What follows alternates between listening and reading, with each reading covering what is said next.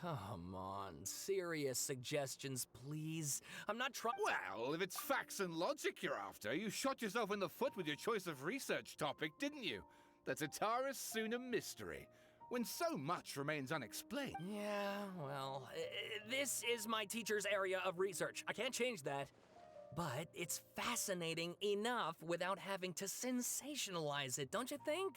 The strange location, the missing details, a mysterious person. I want to write my essay on something interesting, and I'm interested in getting to the bottom of all this. That's the only reason I came to you. Yes, you came to me, so all the more reason to take my advice.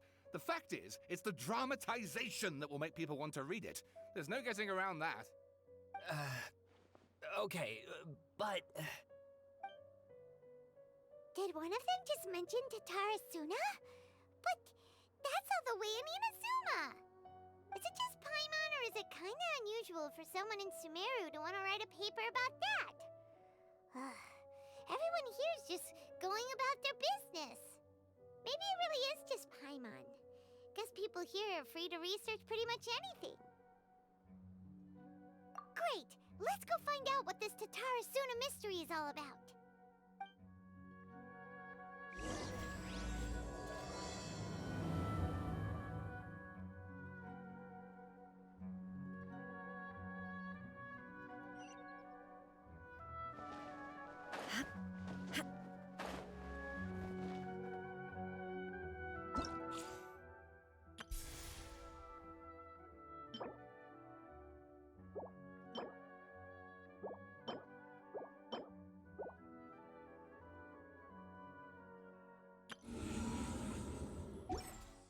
All the world holds dear is but once there was a glorious king.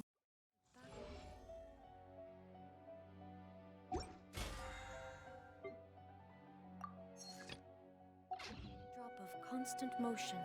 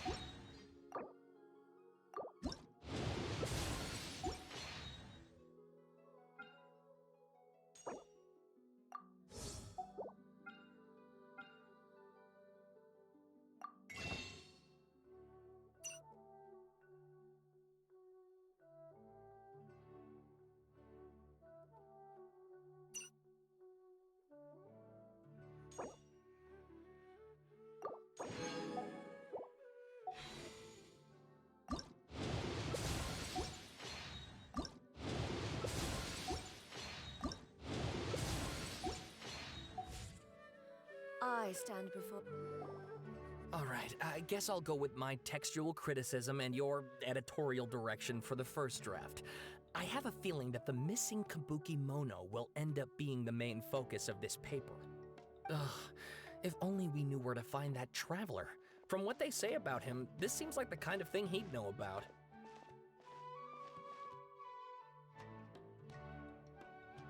Oh, you're the traveler, you say? Hey, what's with that face? Don't believe us?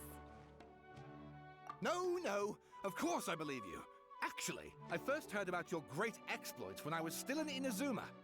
This is my first time coming face to face with you and your mysterious silver-haired companion. I couldn't believe my luck, and out of force of habit, I started, examining the evidence. Sorry. Sawada, for the love of... Sorry, we don't get out much, so our social skills are kinda lacking.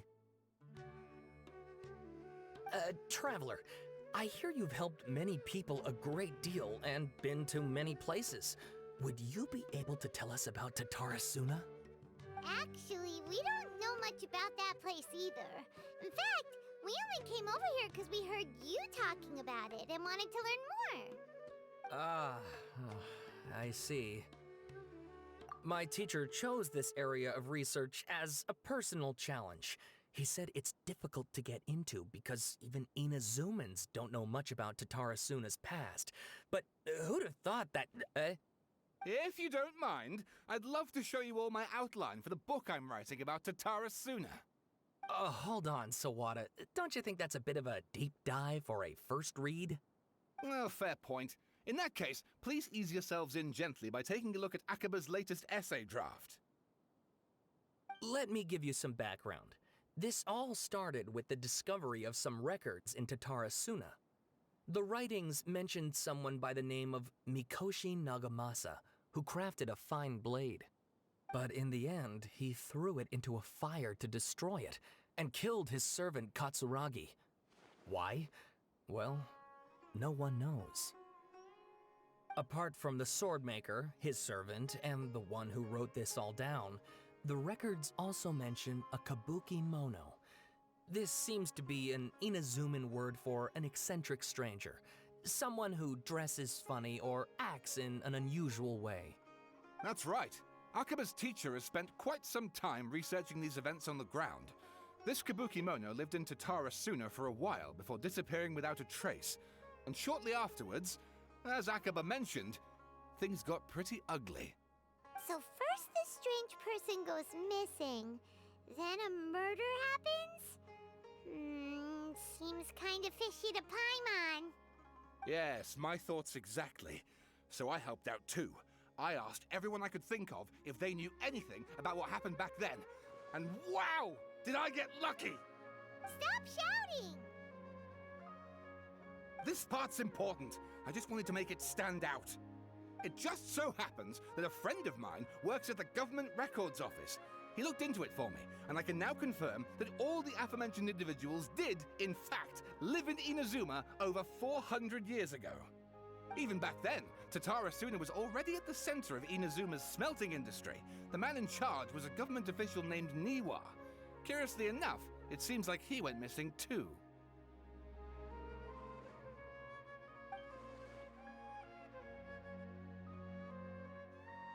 Wait, so there are 2 missing people in this story now?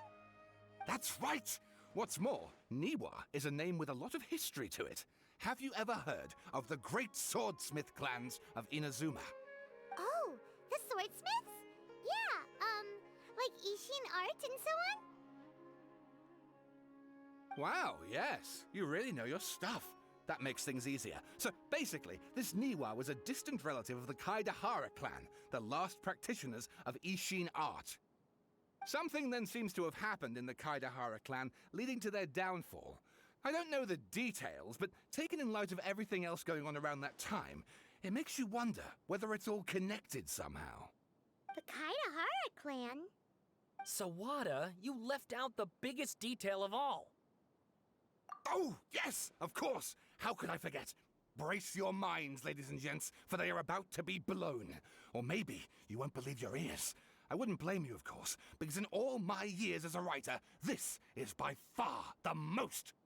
Get to the point, for Pete's sake. According to information acquired by Akaba's teacher, the Kabuki Mono was not a human, but a puppet. A puppet?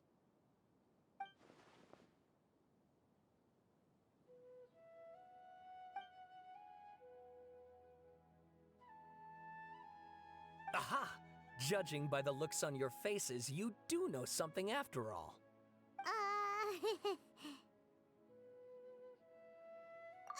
No! Paimon just meant, how creepy! The way you described it makes it sound like a ghost story. I agree, it does. But considering that non-human races in Inazuma are by no means uncommon, spooky events are to be expected.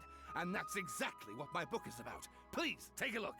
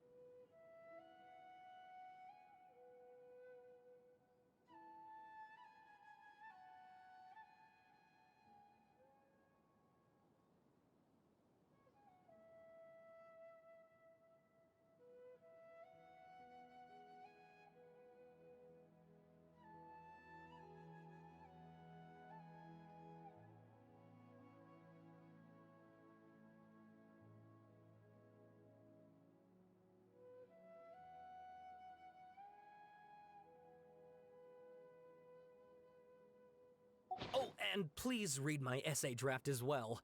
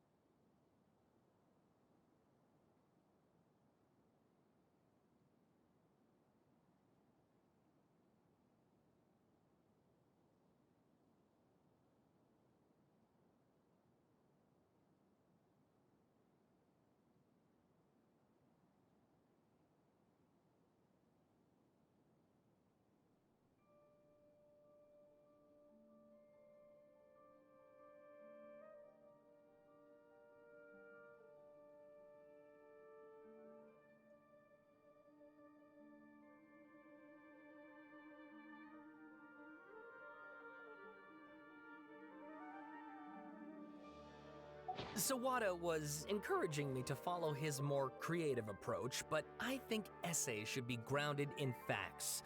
I don't think explaining everything away with mysterious forces will cut it. Oh, how about if I plug the holes in Sawada's narrative with political intrigue? Like, I could put a turf war between rival factions at the center of the whole series of events. Wait, you're allowed to just make stuff up? Pretty sure you've gone from essay to guessay there. Akaba, look. Your teacher has researched this extensively. I've reached out to everyone I could think of. Whatever information we have now is all that there is to know. This is as much detail as you're ever going to get. Besides, if there really was a political power struggle going on at anything like the level you seem to be suggesting, what hope would we ever have of finding out the truth? Good point. Okay, back to the drawing board, I guess. Give me some time. I need to find a new angle on this. We have some other stuff to do, so we'll have to say goodbye for now. Good luck with your essay! All right, thank you. If you find out any more info about all this, please do let me know. Thanks so much.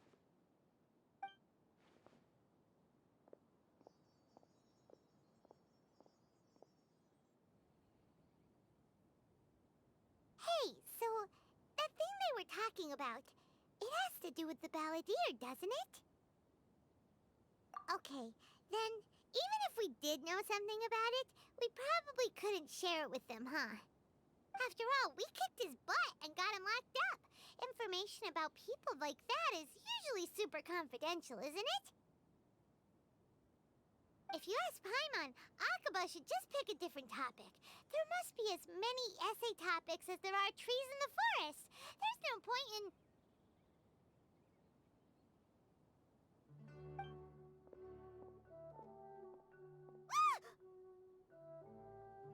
Hey, did you see that? He literally just went by, over there. It looked like... the balladeer! No, it can't have been. He got locked up. Oh, quick, let's catch up and see.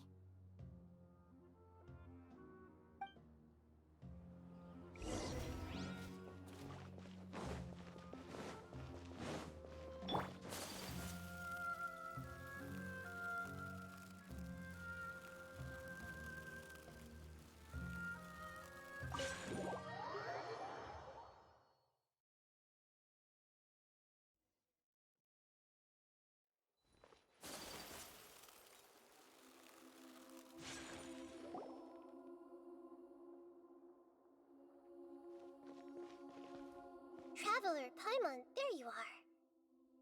Nahida! Bad news. We just saw the balladeer strolling around in public. Did he escape or... Ah! It's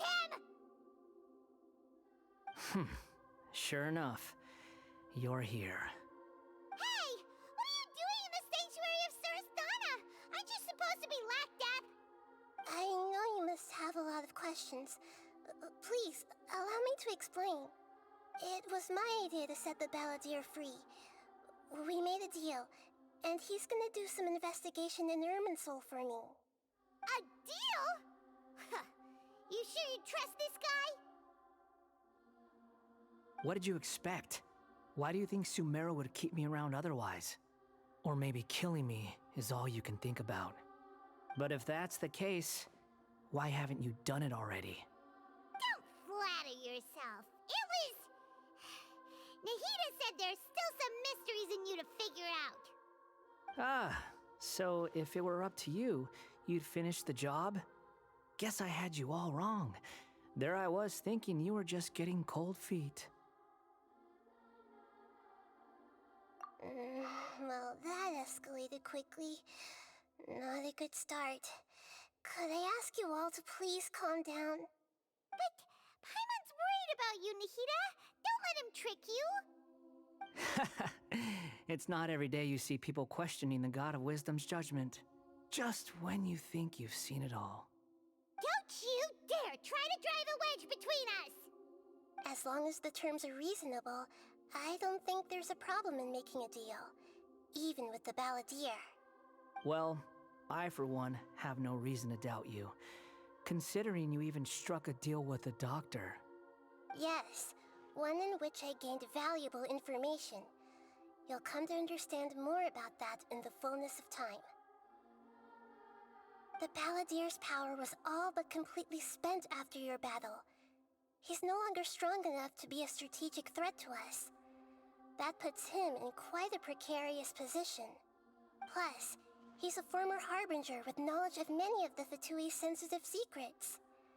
Being stuck here in Sumeru could make him a sitting duck, depending on how the Fatui plan to respond. Wait a second. Former? You mean he's not a Harbinger anymore? I take no pleasure in saying this, but it seems as if the doctor had no intention of welcoming back a loser, so... Sometimes it's you using them, other times it's them using you. Most human relationships are this way. Certainly all the stable ones are. That's how it was between me and the Fatui, and also between each of the Harbingers. So as long as you have some value to offer, nobody will ever abandon you. But after recent events, even I have to admit that I'm not worth quite what I used to be. Well, if the Fatui are gonna reevaluate my utility, I need to have a backup plan for myself. As we discussed, I don't like causing harm to living beings, and you said you need protection. So, why not join forces with us? I think these two have made their objection to that idea fairly clear, don't you? And they're your friends, so I guess you'll be siding with them. Yeah, obviously! Nahida, don't listen to him! Then let's put that discussion to the side for now. We still have time. Today can be a trial run. Where we go from here will depend on how well we manage to cooperate today. All right, then I'll do what we agreed. Good. Go now, and keep in touch. Nahida, are you serious about this? Yes. I have my reasons for this decision. In fact, I'm largely doing it for your benefit. Yes. As I told you once before, there's information about your twin in Irminsul. Oh, yeah. Actually, that's the whole reason we came to see you today. So, you have an update on that? Mm-hmm. You may remember me mentioning that the Fatui had not included your twin's details in the Descender category. This is an extremely important point. It's possible that the Fatui have other information that even I don't know about. And since the Balladeer used to be one of them, he'll be better acquainted with this information than I am. He was granted the power to connect with Irminsul when he almost became the god of a new era. Even though he no longer has the Gnosis, some traces of its power remain in him. He can still connect. The amount of information in Irminsul is vast beyond description. Sifting through all of it without knowing what to look for would take too long, even for me.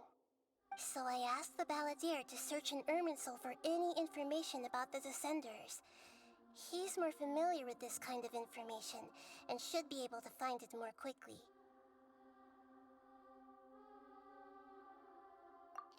Exactly! Or what if... Oh, Paimon just doesn't trust him! He's treated us as enemies every time we've run into him! I understand. But sometimes, everything is dictated by which side you're on. How things will go in the future depends on what information he brings back. And Traveler, I know what your heart desires most of all. Our minds have connected several times before. There is a corner of your heart reserved for an intense longing. A feeling of being all alone in the dark, searching for the one candle whose light still burns. As Sumeru's deity, it is my responsibility to be on guard against the Balladeer. But as someone who counts you as a friend, I want to do something for you. If this deal with the Balladeer can give you the answers you've been longing to find, then it's worth it. It's my pleasure, really. You're Sumeru's hero. You've more than earned it. Paimon's still worried about this idea. Is there anything we can do to help?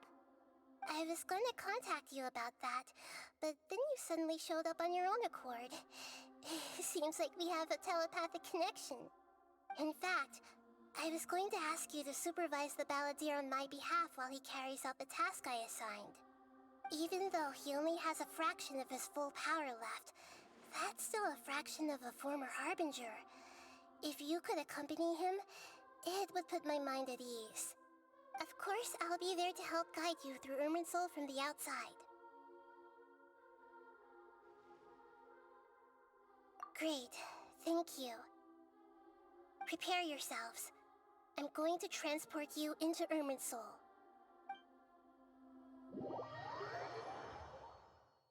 Wow, it looks pretty different here compared to last time. The colors are gentler. Guess that must be because Sumeru's at peace now.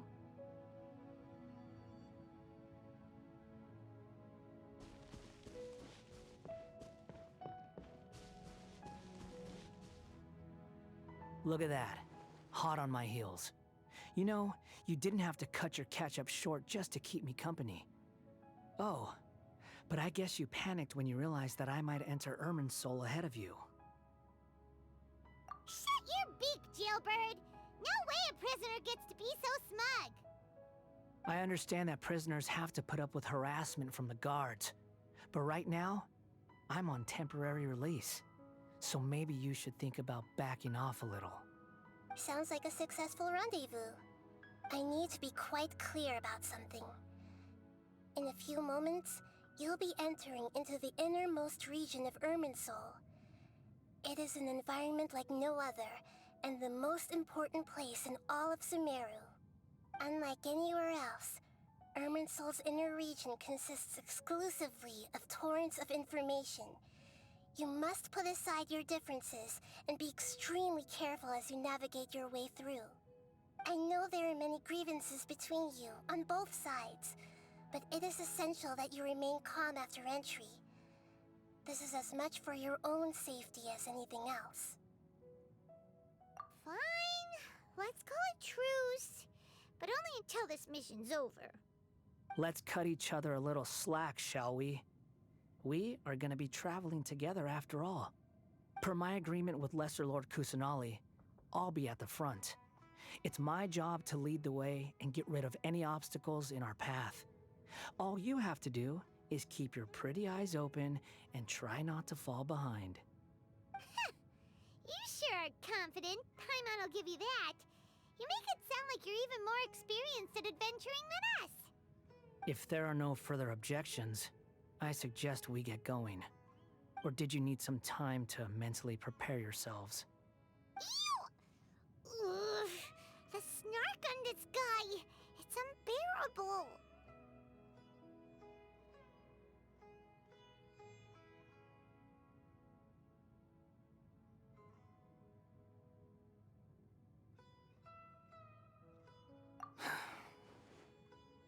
We can start now. Irminsul access granted. Initiating connection procedure. Is this a small sapling?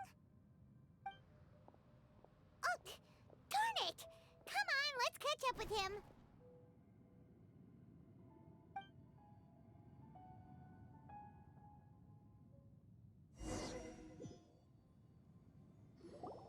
Wow. So this is the inside of Irminsul. Ooh. Paimon's never seen anything like this. And it feels like a sacred place. Irminsul is closely intertwined with the entirety of Teyvat. Every bit of information flowing here means something. Pick your jaws up off the floor. It's time to go. Why is it that Paimon just wants to do the opposite of everything he says? Lesser Lord Kusanali, we will now proceed to the heart of Irminsul. Can you still sense where the heart of Irminsul is? Yes. Permission to begin searching for information there? Permission granted. Go ahead. Let's go. Stay close. Don't go running off. Hey, so say we did go running off in here. What would happen? What are you smirking at? I was just imagining the look on your travel companion's face if you went and got lost. Anything's possible in here. You can't rule anything out. So if you want to stay safe, your best option is to stick close to me.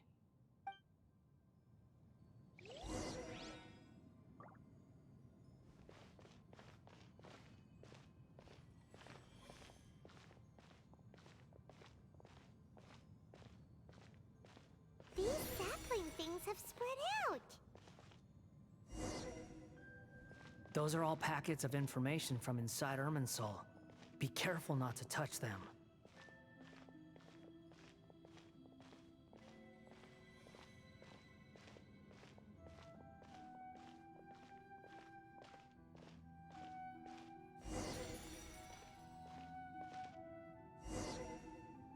It looks the same in every direction.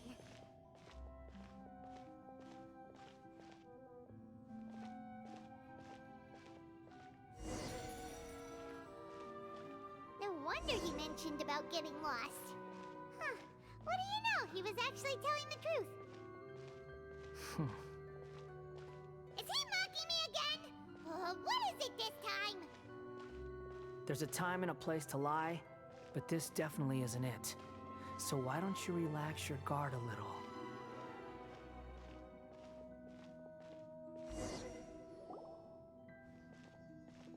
We're here. What a huge tree!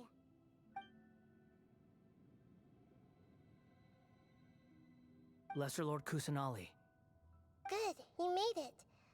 Are you ready? ready when you are. Then please begin. Preparing to access cognitive currents. Establishing waypoint. The Balladier's actually doing what Nahida tells him. Guess he must want to stay alive.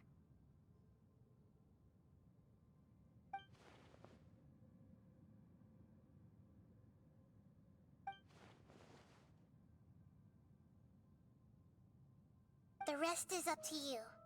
If you discover anything at all, make sure to share it with us. Will do. Huh. For once, we're the ones with nothing to do. Traveler, Paimon, would you like to talk?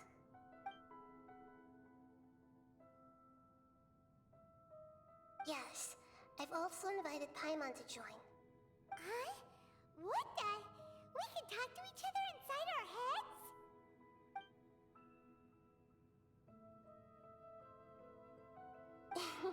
That's part of it. Plus, we're all friends. There's nothing wrong with us talking like this once in a while. Paimon's never tried this before. This is great! So, Paimon's been wanting to ask you something. Don't you think the Balladier's a bit of a walking contradiction? He's always talking back, but he seems to listen to what you say.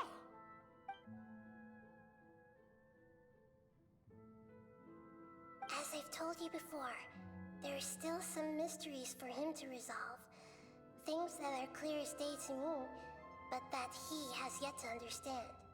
Perhaps today will be the day that he finds some answers.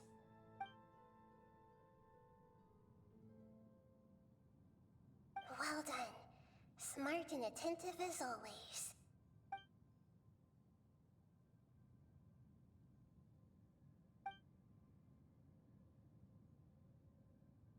So, you made contact with that part of his mind. Well, it's true. Betrayal turned the Balladeer into the person he is today. Huh. Paimon thought nothing could get under that guy's skin. Turns out, he can get hurt and angry just like anyone else. Everyone has a history, Paimon. Even if you're a puppet created by the Electro Archon. Speaking of puppets, we ran into two people at the Academia today talking about an essay. Turns out their topic was about the Tatarasuna incident. Nahida, do you know anything about that? If you mean the mysterious events, the Kabuki Mono and so on, yes. I know about all of that.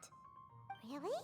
Because from what they were saying, it sounded like lots of Tatarasuna's history is still unexplained. And most of the information we have now is just from people filling the gaps with their imagination. At least that's what they thought. Oh? How interesting. Those two managed to deduce quite a lot through guesswork alone. So the Gese got it right? Well, they guessed right about one thing. Tatarasuna was sabotaged. Must be a riveting conversation you three are having. Funny how all the good ones happen when I'm not involved. What makes you think we're talking to each other? Don't insult me. You're having a private conversation without me. Obviously, I must be the topic of said conversation. Of course you do. You can't have your prisoner knowing too much. So, have you found anything yet? Still looking. Don't get your hopes up, though. You and your twin come from outside this world. It wouldn't surprise me if there was nothing on either of you in Irminsul at all. Wait! How did you know about that? Did Nahida tell you? It's not like we've never met before. And anyway, you're world famous. It'd be more surprising if I didn't know a few things about you.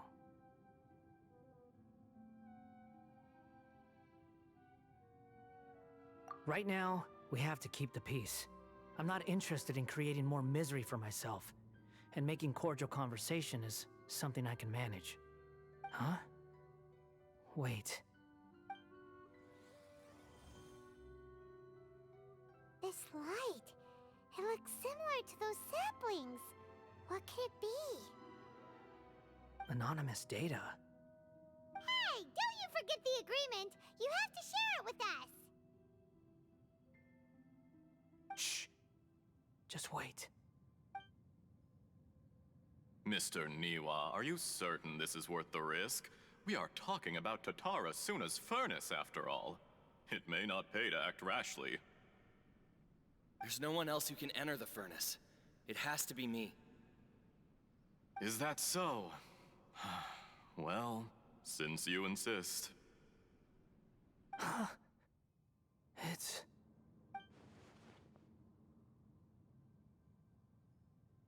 Whoa!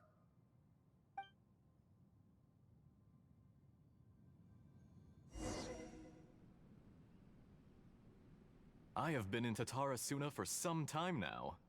You have shown me great hospitality, as has Mikoshi Nagamasa, and indeed, everyone else. Under your leadership, Tatarasuna is a warm, welcoming place, like a giant village. People are gainfully employed, their lives have purpose. They are motivated. As I understand, the Raiden Shogun has, in recent years, eliminated much of the evil that plagued Inazuma. As for Tatarasuna, it was originally established as a means of safely disposing crystal marrow. The forging industry with crystal marrow as a raw material has since flourished, giving rise to generations of swordsmiths.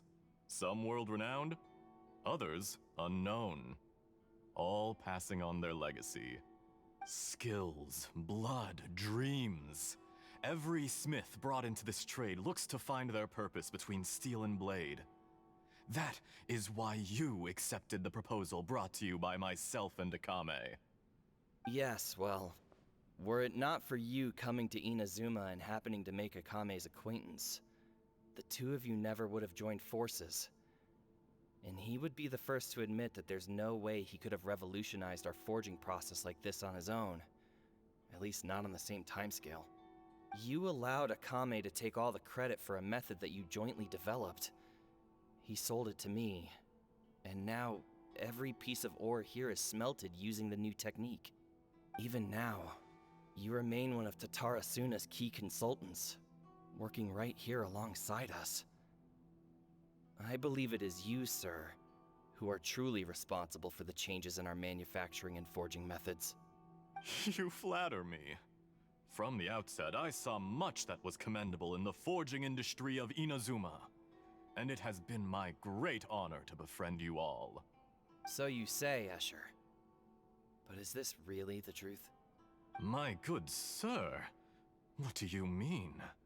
I tried to resist thinking it was all connected. Because I didn't want to speculate. And I didn't want to believe that things could turn out this way. What have we gained from adopting your new technology? Ominous black smoke? Mounting production problems? Worker fatigue and casualties are up and continuing to rise at an alarming rate. And recently, as you well know, someone died because of that strange filth inside the furnace. We've kept the truth from spreading outside, but still, I suspect you understand it better than I do. None of the people who went out to get help have come back. Now, our mutual friend, the Kabuki Mono, is taking the Golden Feather to Narukami Island to seek an audience with Shogun. This is our last hope. But that doesn't faze you, does it, Escher? Nothing does. Otherwise, why would you still be standing there with that smile on your face? I'm just surprised that you finally chose to be so sincere. I'm sure you've been harboring these suspicions for quite some time. Mikoshi Nagamasa may have noticed that there was one common denominator among all these events.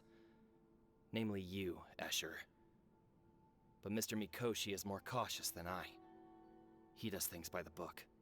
After all, Nagamasa is the adopted son of Mikoshi Torichio, the yokai struck down by the Shogun's own hand.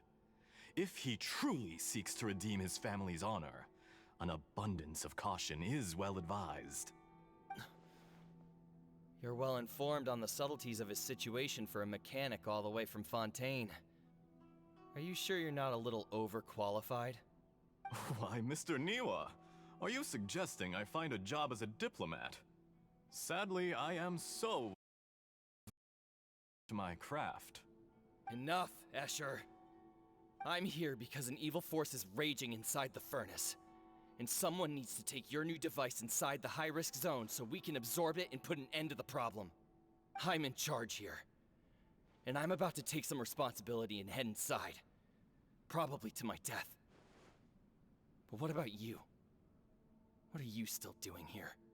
Judging from the look in your eyes, you don't seem to trust me. Drop the act! We're past that now.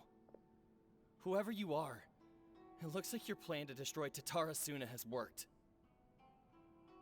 I just want to know what you're still doing here. What's left? Don't you have all your answers by now? Honestly, I'm just waiting for the right moment. A moment like this, where you finish talking and I stop you from entering the furnace. You...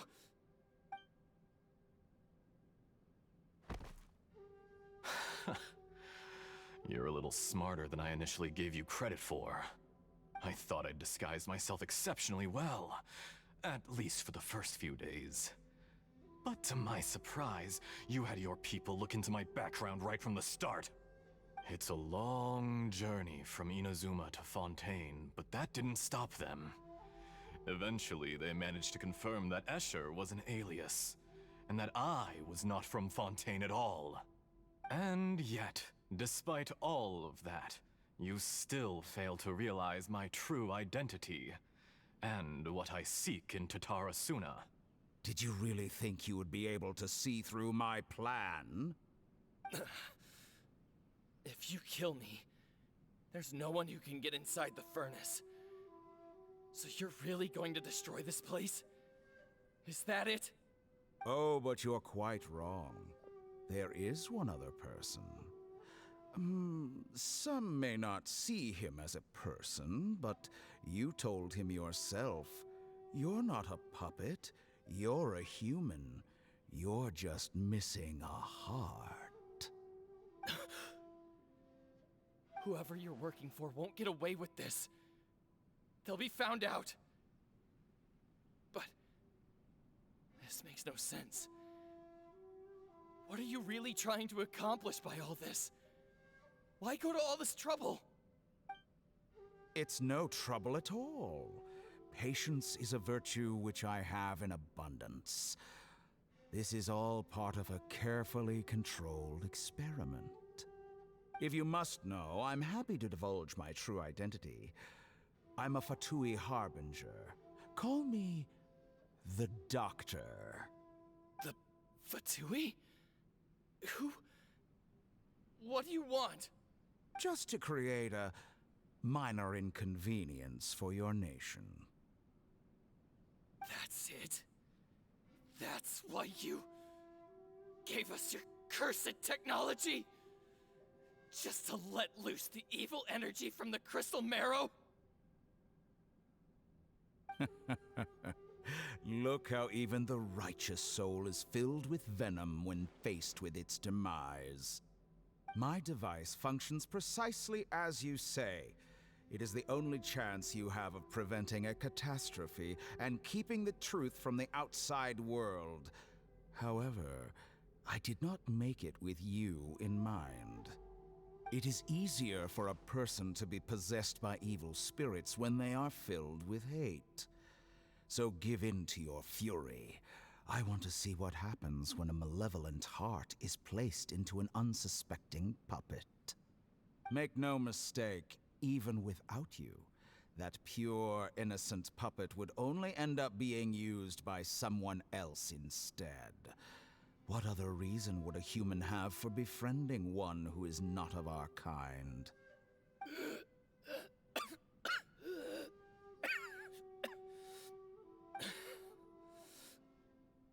If you give him my heart, tell him that both Nagamasa and I see him as one of us. He has nothing to prove to anyone. Because not everyone just wants to use other people. The only ones who think like that are people like you.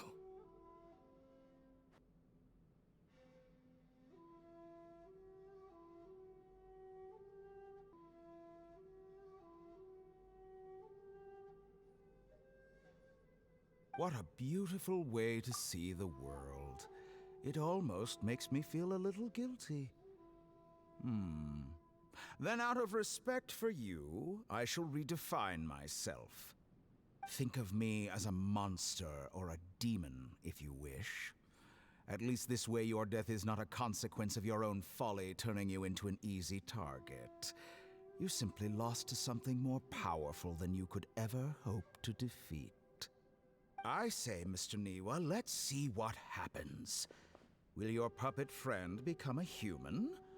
No, that will prove quite impossible. Mr. Niwa?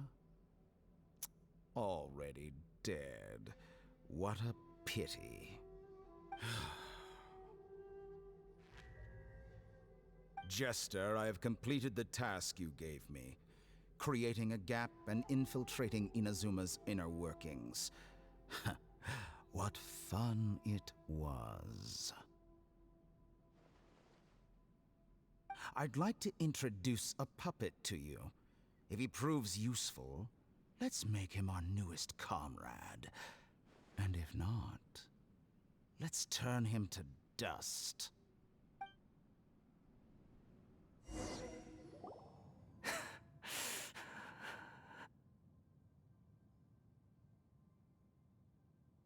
Hey, are you alright?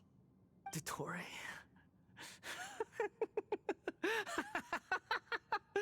Dottore!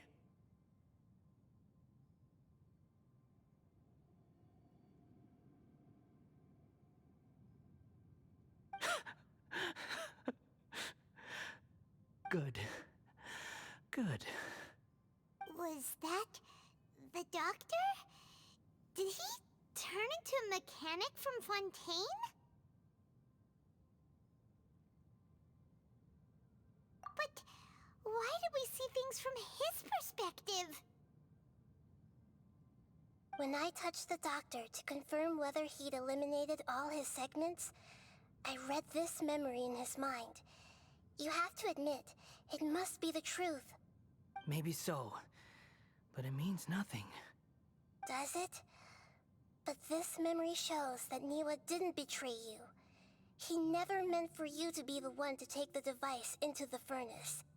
You know very well what that means. Even more so than I.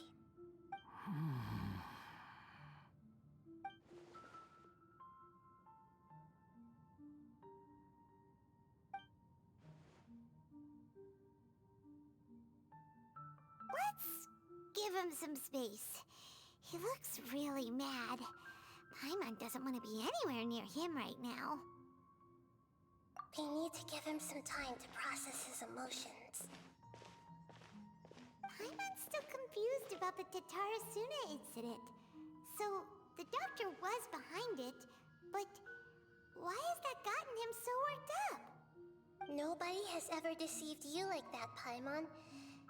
It's natural that you find it difficult to understand. Perhaps he needed to learn this someday. So now you have the complete picture. Katsuragi took the kabuki mono to live with the people of Tatarasuna. Later, the doctor showed up, disguised as a mechanic from Fontaine. And that's when the trouble began. It was all a horrific experiment planned by the doctor. Everything he did was just to plant seeds of disaster in Inazuma that would bear fruit in the future. Of all the unwitting participants in the doctor's experiment, the balladeer became the main test subject. After the events you just saw in that memory, the doctor put Niwa's heart into the device and handed it to the balladeer. Then, he instructed him to enter the furnace and absorb all the filth caused by the smelting process. The load was far beyond what he expected, but the balladeer survived. He left the furnace in sheer exhaustion and said to the mechanic, "This device seems to have protected me. What's in it?" The mechanic answered, "Niwa fled this place for fear of punishment, but he left you a gift. He said it's the one thing that you've been looking for." He took it straight from the chest of one of his innocent servants. The mechanic removed the withered heart from the device as he spoke. The balladeer was stunned that such unthinkable cruelty had brought him the thing he'd been longing for his entire life. A heart acquired through cold-blooded murder is a cursed thing, but it had protected him from the filth. He thought Niwa had completely betrayed him, and yet this very betrayal had ensured his survival. Overwhelmed with anger and sorrow, the balladeer threw the heart to the ground and left Tatarasuna without looking back. Holy moly. So the doctor killed an innocent man and pinned everything on the victim? That's terrible.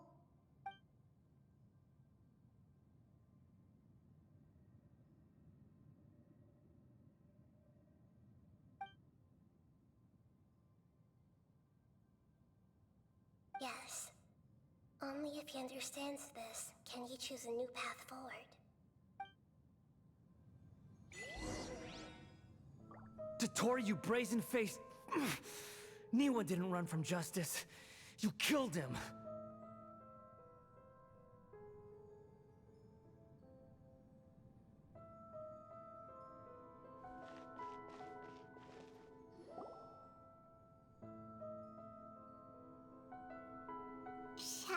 see how he's doing?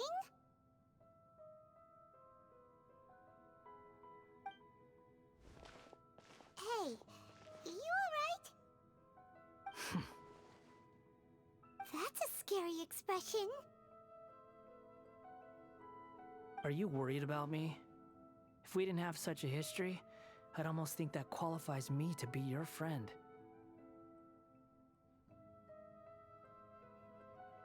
It won't. I'll keep my end of the deal. Hey,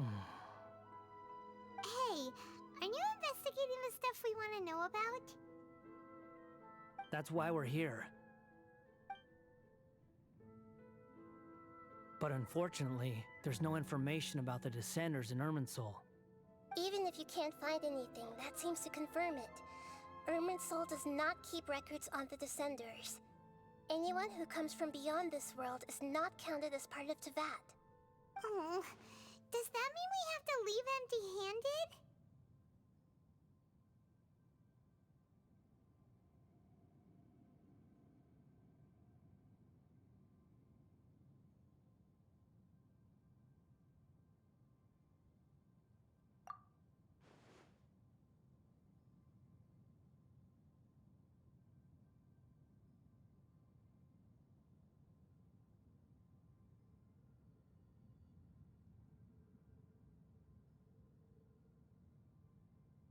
Don't thank me just yet. You look really upset. Well, since Irminsul was a dead end, I guess I can share some other info that might interest you. Huh? About what? The reason why there are records about your sister in Irminsul. It might have something to do with Conria. Apparently, Conria was her first destination when she arrived in this world. Plus, she only came to this world because the heavens responded to the summoning. The heavens responded? The Jester told me this himself. You can take his word on this. He was a royal mage in Conria, and lived with your sister for a time.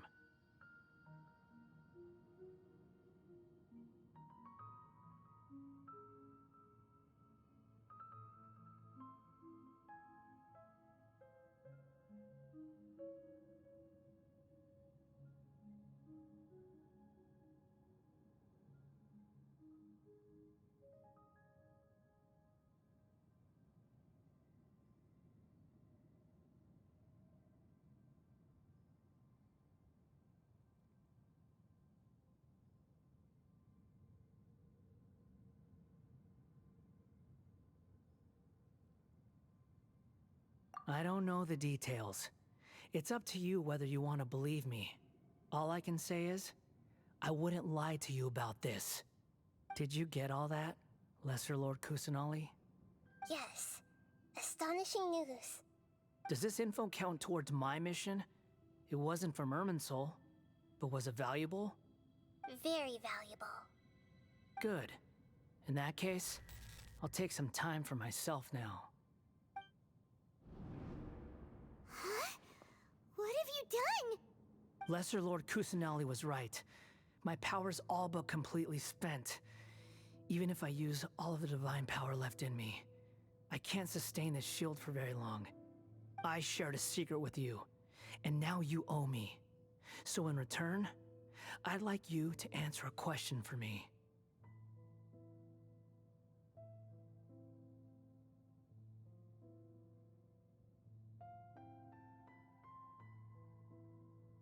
Give me your hand.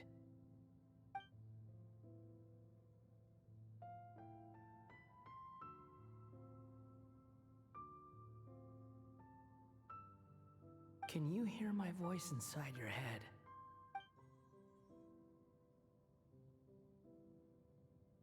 No, I can't do anything like that anymore. At most, all I can do is exchange a few words with you. So tell me, in this world, is it possible to change the past?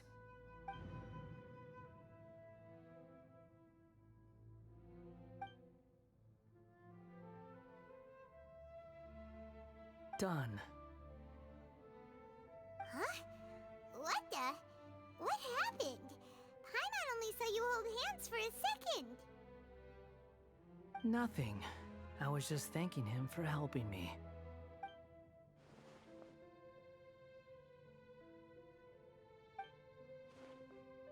So long. I suggest you get yourselves out of here quickly. Where are you going? Hey, wait up! Didn't you say not to go running off?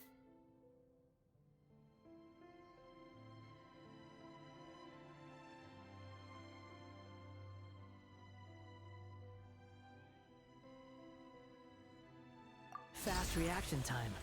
But I don't think we'll be seeing each other again. From this day forth, the names Balladeer and Kabukimono will cease to exist. Those who died in Tatarasuna because of me deserve another chance at life. Hey, Balladeer! Don't do anything stupid! You know, I never did like insects. Hordes of the puny things swarming together can be a real nuisance. And I enjoy nothing more than to stamp them out like the pests they are. But if a colony of harmless ants isn't threatening anyone, I guess they deserve to be left alone. Luckily, everything can be set right. It's time to solve this once and for all. Balladeer! Balladeer! Uh-oh, he disappeared. Come on, we gotta find him somehow.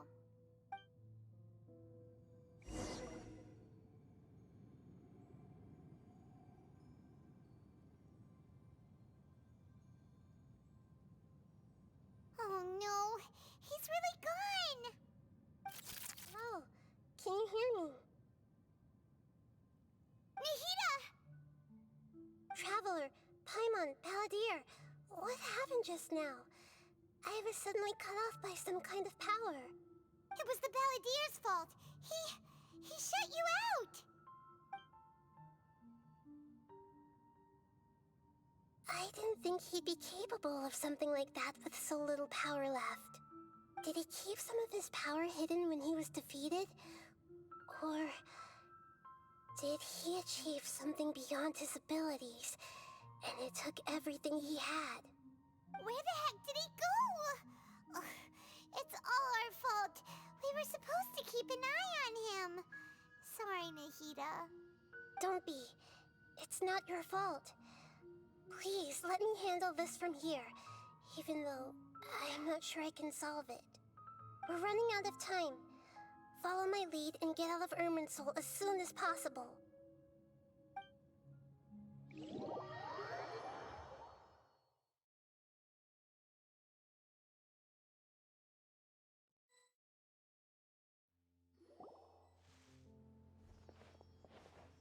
We're out!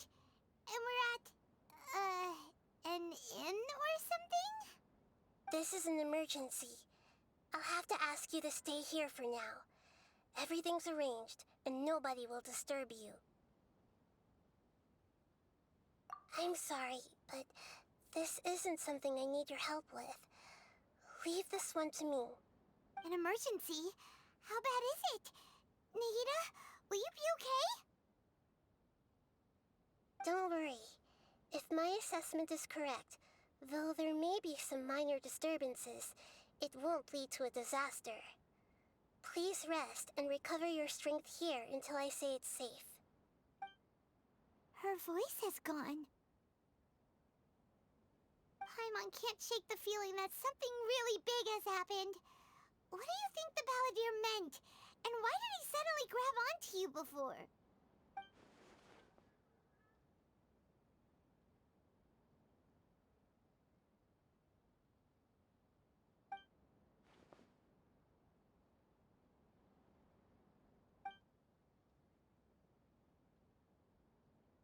He wants to change the past? But surely that's impossible! Right! You can't just rewrite history! All that stuff happened already in real life! It's like, imagine Paimon drank all the water in this inn. Even if no one was there to see it, Paimon would sure as heck remember drinking it!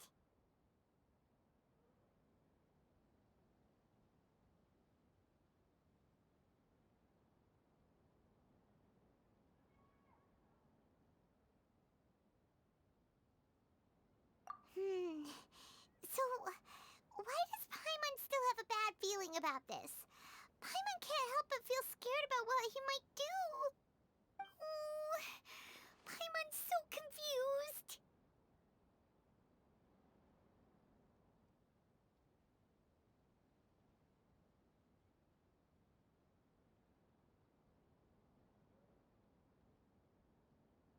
Huh?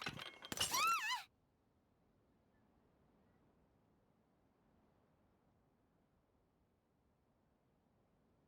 Sorry, Paimon accidentally... It's the Balladier's fault for causing Paimon all this mental stress. But erasing yourself from history? It's unthinkable. Is that really possible in Irminsul?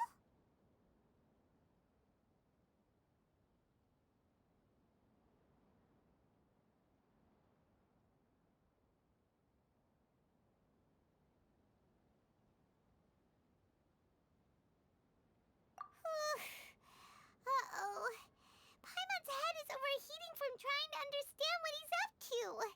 And it's still not working. Ugh!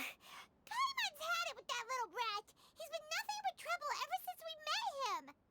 There's no way he'll actually succeed, right? Otherwise, won't everyone who's connected to him be affected too?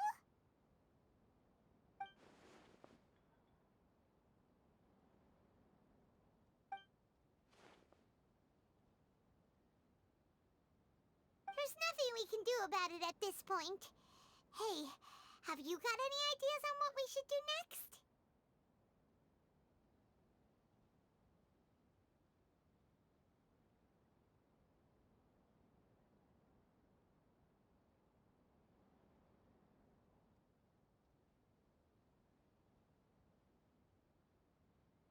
Seems like now there's nothing left for us to do but to go to sleep.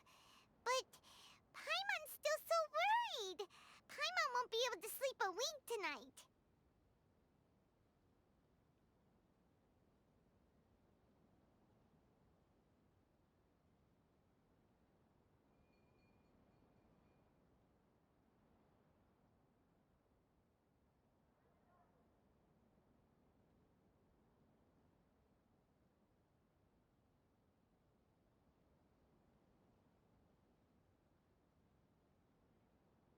So, how about,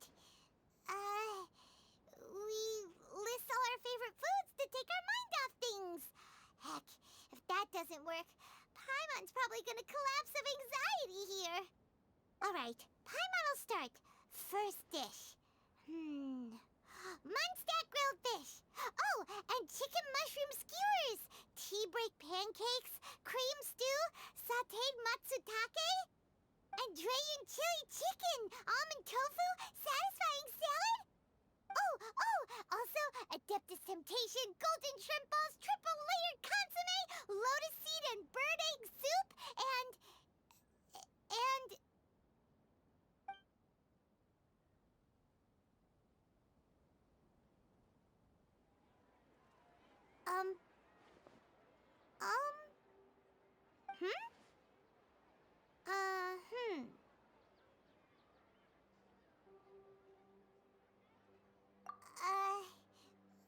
What do we...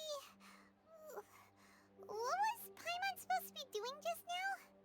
Paimon was, talking? Huh. Paimon suddenly can't remember what she was talking about. What was it again?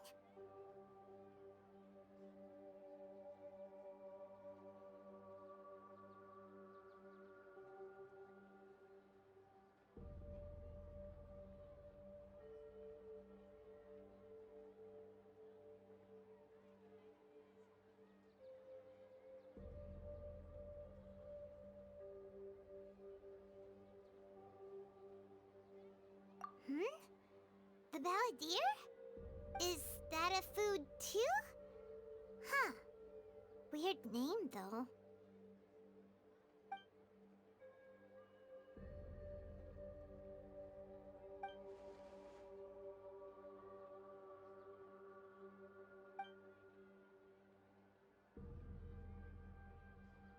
What's wrong? Your eyes are like saucers. Was it something Paimon said?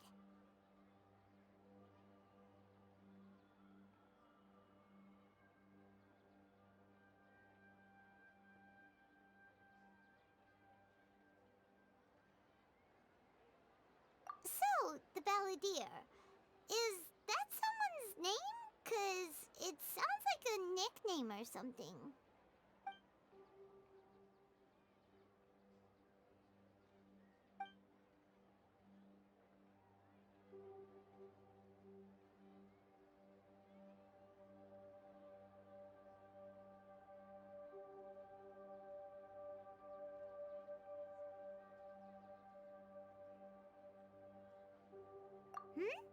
Okay, sure. Where are we going?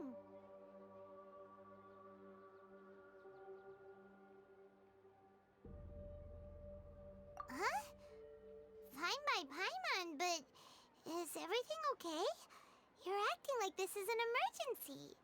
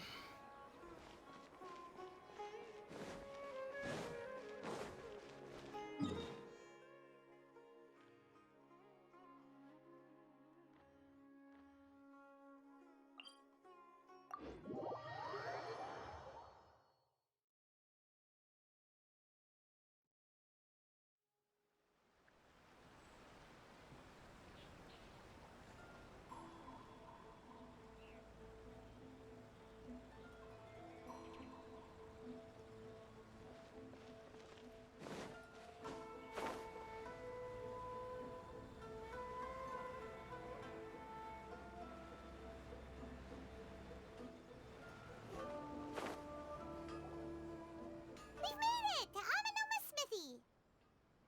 Ah, it's been a while.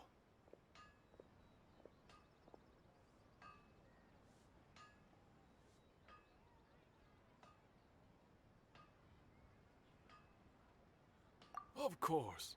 Go ahead.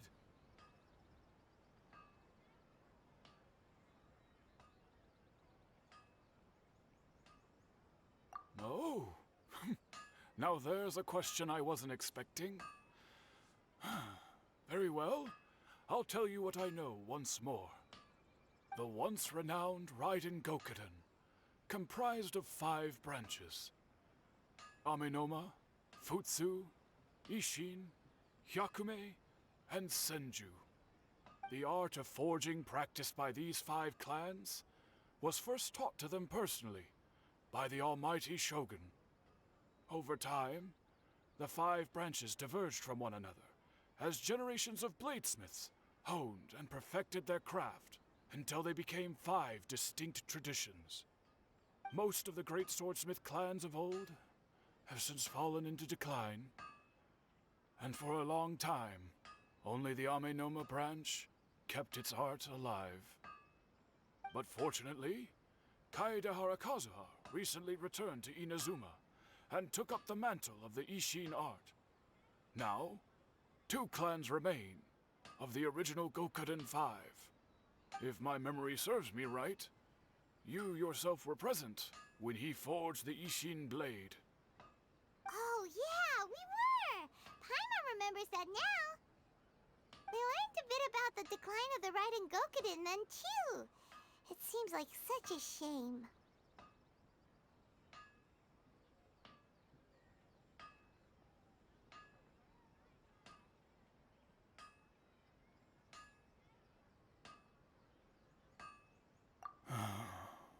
That, my friends, is a tragic tale indeed. In fact, this was not made known to me for most of my life. All these years, I knew of those great clans' demise, but never the cause. Only recently, when the question was on my mind, did I ask Kaedehara Kazuha about this. He told me that, as we are both heirs to a branch of the Raiden Gokuden, it was right that I should know the truth. There is no harm in telling you, but I must warn you. It is a dark and sorrowful tale. The Raiden Gokuden were the targets of a murderous rampage by a vengeful bladesmith. Vengeful? Why? 400 years ago, so I'm told, there was a catastrophic malfunction in Tatarasuna's furnace. One brave swordsmith heard the commotion and chose not to flee, but he rushed to the scene, hoping to prevent a disaster. Tatarasuna was home to a state-of-the-art forging and smelting operation in that day, and overseeing it was the armory officer. His surname was Niwa, though he had family ties to the Kaedehara clan. Knowing that they had just one chance to save countless lives, Mr. Niwa and the swordsmith leaped together into the furnace. The furnace quickly stabilized, but neither of them made it out. The smith's death, though heroic, dealt a devastating blow to his family's fortunes. His orphan son was left to fend for himself, and grew up deeply resentful at the world. In his heart, the whole of Inazuma was culpable in his tragedy. He hated the almighty Shogun for her apparent indifference towards his father's death, and he hated everyone who had done nothing to try and save him. Powerless and destitute, the only legacy he had to pass on to his children was his hatred. Generation after generation bore this grudge, living in utter misery. Alas, if only the story could have ended there. But 100 years ago, the then head of this family reached the end of his wits. He could bear their fate no longer, and yet he could do nothing to change it. Finally, he made a drastic decision to take revenge on the Raiden Gokuden. In doing so, he sought to vent his pent up anger and shake the very foundations of Inazuma's forging industry. In his fury, he murdered indiscriminately, killing even bladesmiths from the Hyakume clan which he belonged to. His goal was absolute, the devastation of all of the Raiden Gokuden. But when he came to the Kaedehara and Kamisato clans, his killing spree came to an abrupt end. He failed to catch them unawares. They fought back fiercely, and they did not spare his life. That is why the Kaedehara clan and their Ishin art survived that day. I suppose they were the lucky ones, under the dire circumstances.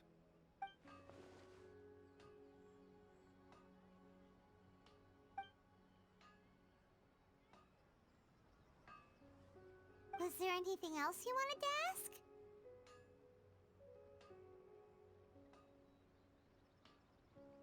Kazuha?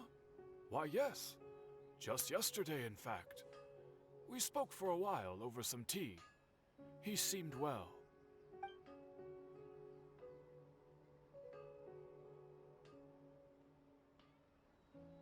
My pleasure. Don't tell Paimon. There are other places you want to visit too, right? Your expression says it all. You can't hide anything from Paimon. On to the next stop. Lead the way, traveler. Paimon will be right behind you.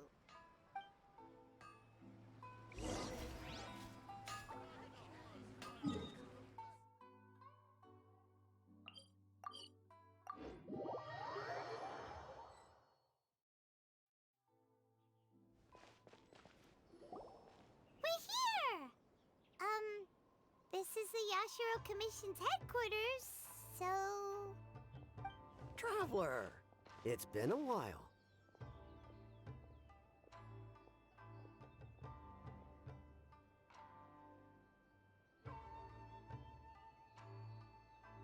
If you're looking for the Commissioner and Miss Kamisato, I'm afraid your timing is unfortunate.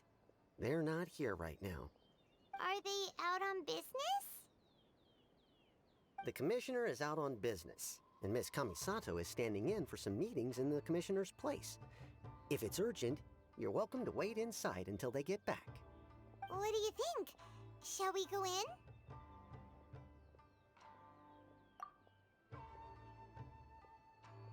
If it were anyone else, I couldn't allow it. But seeing as you're so close with the Commissioner and Miss Kamisato, I think it should be okay. We'll be heading in then. Thanks!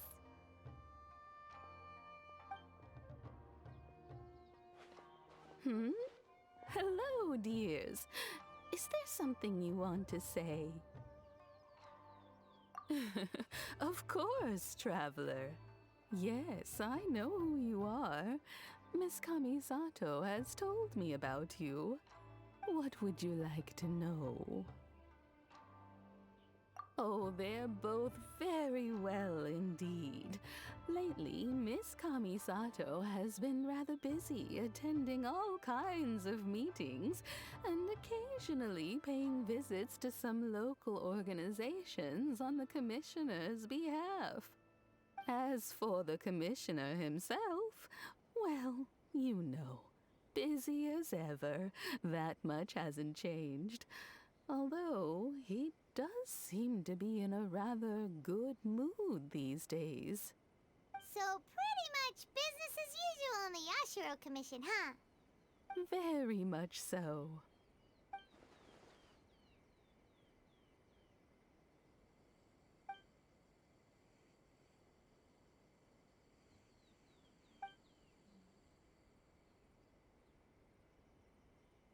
Well, got any more questions?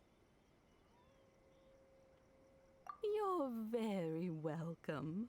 In fact, I would love nothing more than for you to come and visit more often. But I'm sure you must be far too busy to have time for that. Miss Kamisato talks about you all the time. She seems so thrilled to have you as a friend, and she's always saying how talented you are and how much she admires you. I must say, many things in Inazuma seem to have taken a turn for the better since you arrived here. So you're not just Miss Kamisato's knight in shining armor, you know. You're a hero to us all. I mean it. Whenever the Commissioner dines at home, Toma always joins him. I always find myself at my most relaxed when I'm serving the two of them and listening to them chat away. The Commissioner has such a busy schedule that he doesn't always have the chance to take his meals at home. But given the opportunity, he always prefers to dine here. They say it's because Toma's a much better chef than most. Oh, the Commissioner is so fond of home comforts. They get to talking about you sometimes too, you know. Always with a very fond tone. The way one would talk about dear old friends around whom one can truly be themselves. Miss Kamisato occasionally joins them as well. Whenever the whole family gets together and they start talking about people they've met and experiences they've had, you always get a mention. It's been many years now since the late Mr. and Mrs. Kamisato passed away. Much has happened in the Kamisato clan in that time.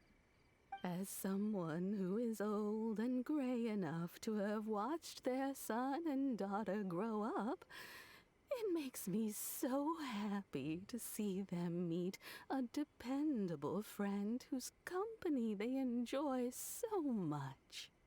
So, in the future, if you ever do have the time, please know you are always very welcome at the Yashiro Commission headquarters.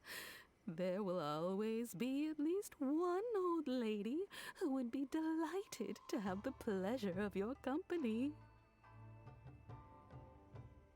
Wonderful. Thank you. Paimon likes it here too! Also, you were saying something about the food here being really great. Paimon's itching to try it. We may just have to invite ourselves around for dinner sometime. Paimon meant we should come pay a visit again real soon. Ideally around dinner time. Of course. You're always welcome. Alright, goodbye for now. Where are we going next? Great!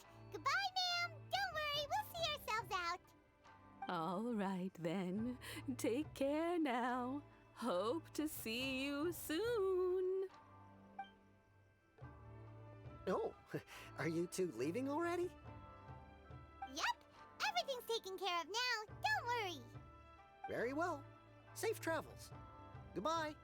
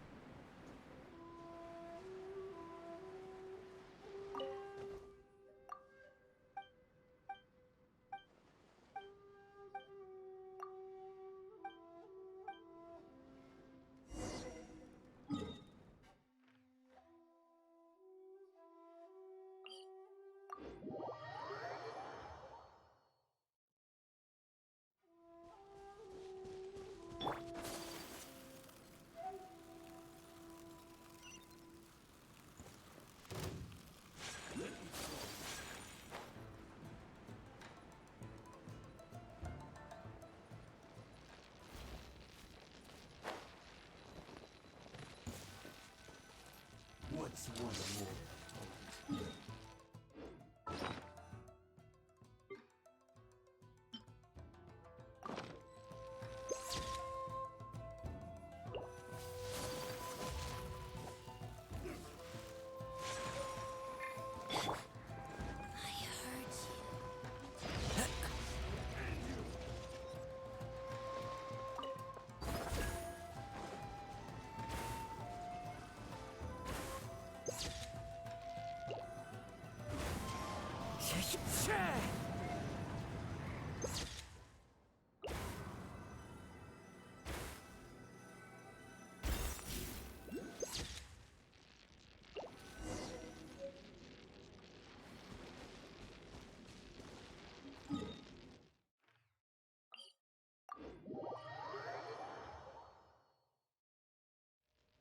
Time to go.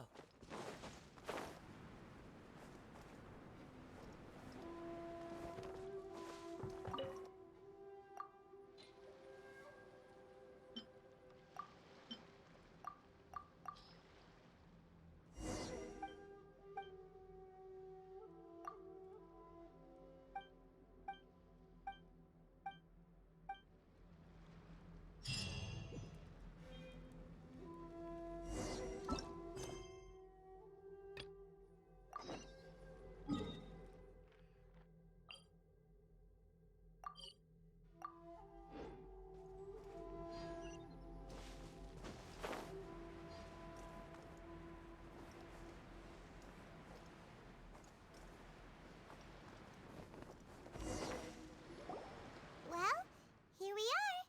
But what are we looking for? Something or someone? Do my eyes deceive me, or is that the Traveler and Paimon? Xavier, what are you doing here? I was in the general area, and now I'm in this specific area. There, that's me. So what about you two? We have some questions and thought you might be able to help. Certainly do. I've researched the furnace here in some depth. If there's anything you want to know, just ask away. Like the back of my hand. Make no mistake, I have been here a good many times before. Not only that, but I've met people in Inazuma whose families used to live in Tatarasuna years ago. They said it's all true, the history here.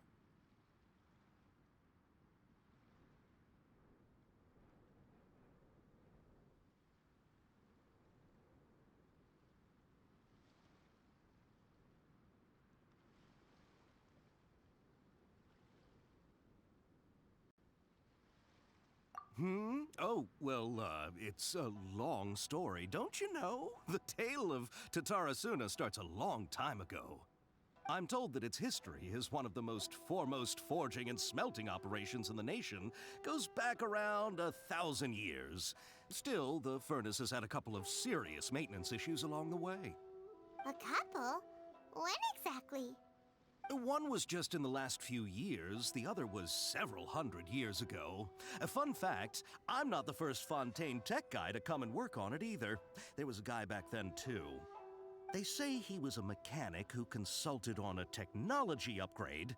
It seems like the technological collaboration between our two nations goes back a long way. How about that?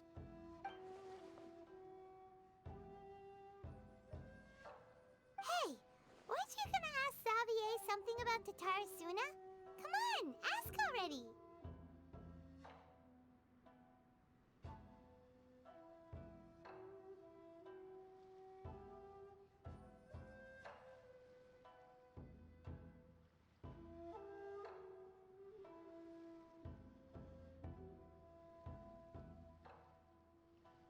Oh, I didn't realize you two were here for a history lesson. Me neither.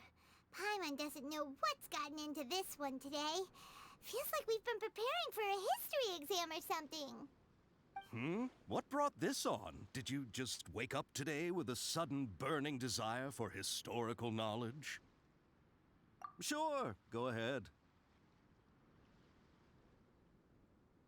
A kabuki mono?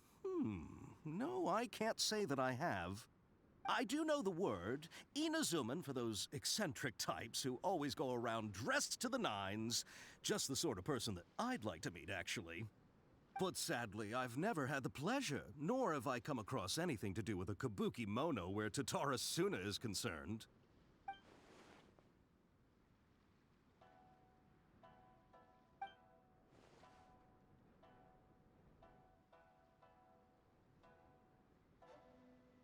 Of course! Don't mention it. Oh, we're leaving? Okay, bye, Xavier! Oh, you're most welcome. More than happy to help. Farewell. Looks like you got all the information you're looking for.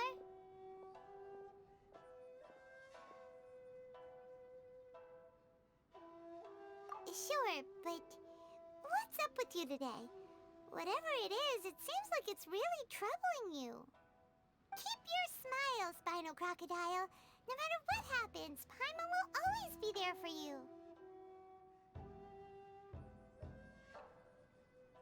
Hey, don't mention it.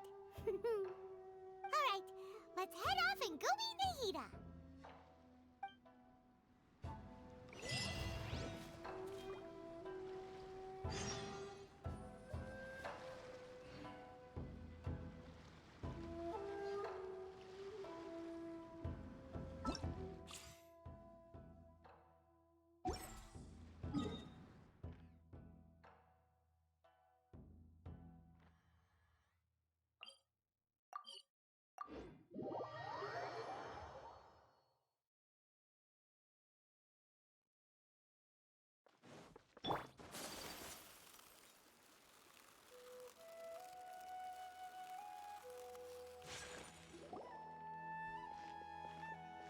Hey, it's them!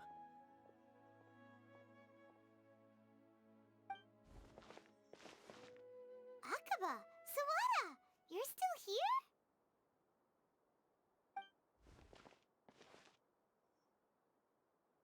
Indeed we are. If you have a moment, we'd love for you to join us once more. We have time. What do you want to talk to us about? It's the same topic we discussed last time. Obviously. Still looking for more info about Tatara Suna, huh? Should we join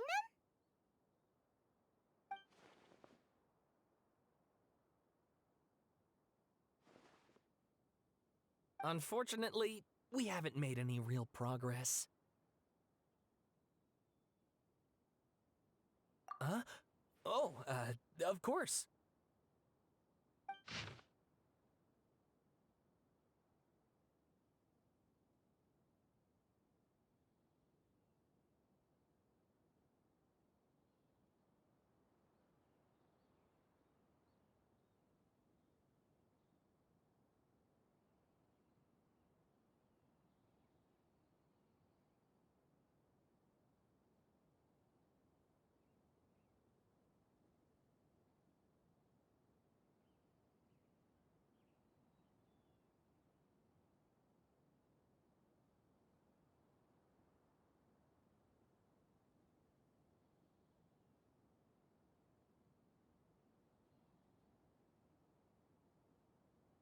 I presume you'll want to read mine as well.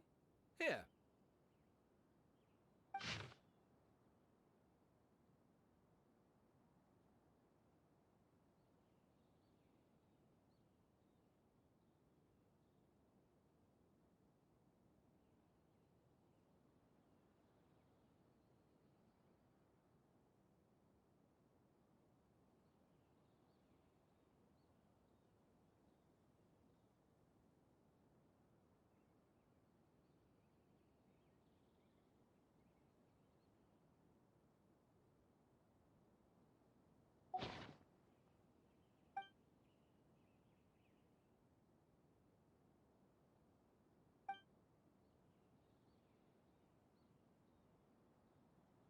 Well, what do you think?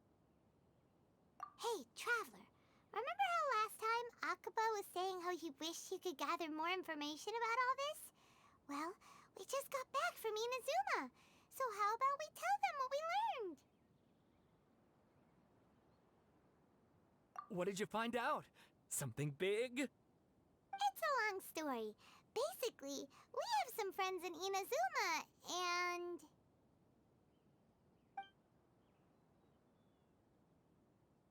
Wow, so many new details. Thank you so much for sharing that with us. Well, well. So it all comes down to one man's desire for revenge. Huh. You heard this from a member of the Amanoma clan, you say? Then I guess it must be true. Ugh. So there's no ghost story here after all. This new information actually lends further credence to my hypothesis. Evidently, swordsmiths were seen as having an incredibly prestigious role in society those days, to the extent that harming them was conceived of, at least by the perpetrator, as a way of exacting revenge against those in power. Yes, okay, point taken, you were right. But that doesn't mean I can't carry on with my novel. And they're back at it. These guys are really into this. Oh, so sorry. Look at us, prattling on about our projects and ignoring you. Thank you so much for the information. You're welcome. See ya. Keep us in the loop if you find out anything else. Will do.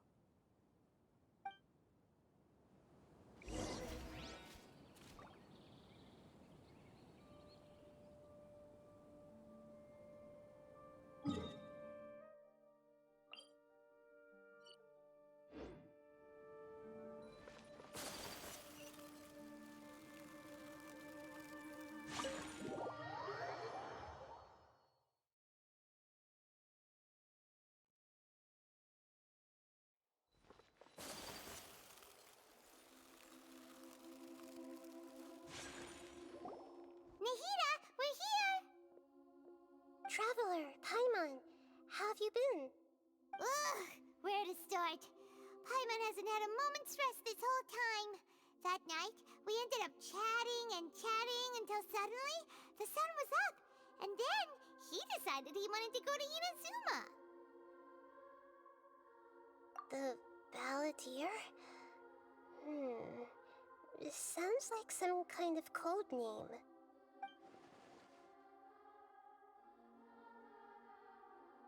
You look troubled. Is there something you need to tell me?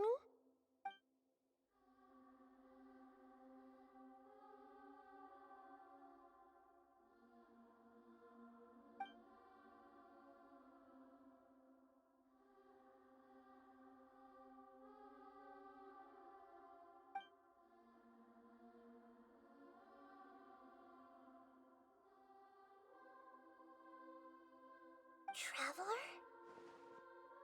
Hey, what's wrong? You look so upset.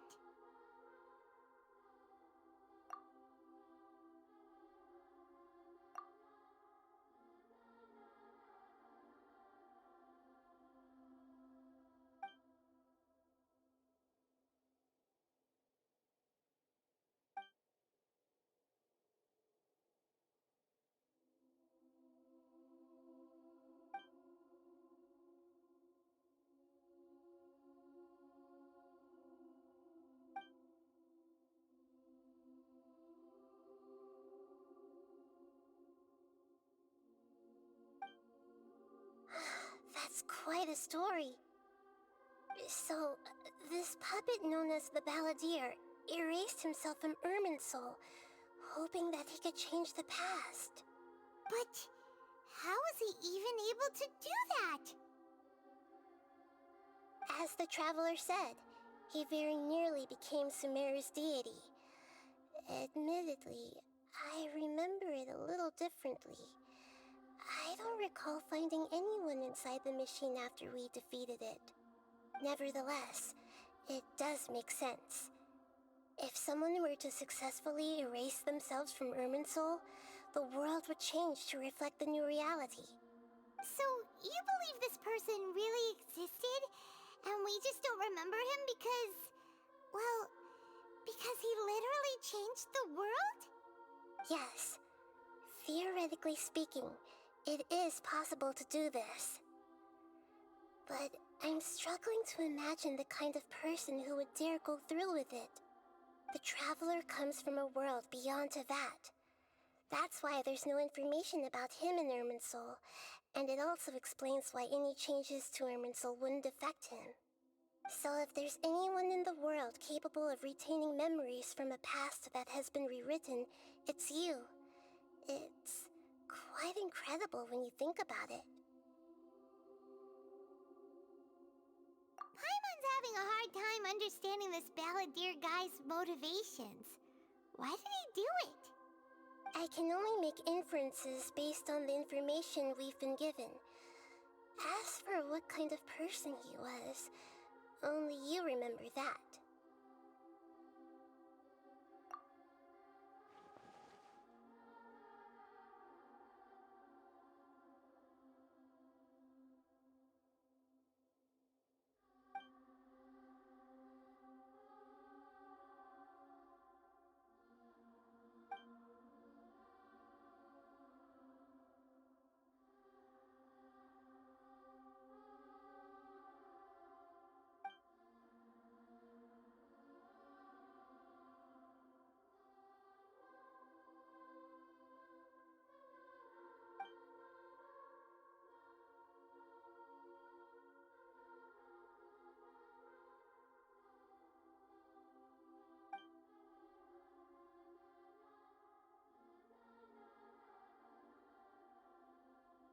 something else worrying you? Something that you can't share?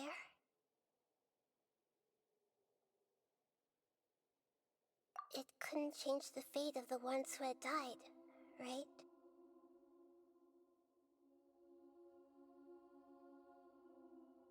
Once the balladeer realized he hadn't been betrayed after all, it must have completely changed his view of the people of Tatarasuna. Now he saw them as friends again. He couldn't keep hating humans after that. And if he thought there was a chance he could save his old friends, it would be hard not to try. This story makes sense, every part of it. The balladeer tried to achieve godhood with the doctor's help. He was unsuccessful, but retained the power to connect with Irminsul. That power then enabled him to change what was recorded in Irminsul and erase himself, even though he didn't have much strength left. Yeah, it does make sense, but it still ended in tragedy for his friends. It just feels so hopeless. He gave everything to do this, but it seems like he got nothing in return.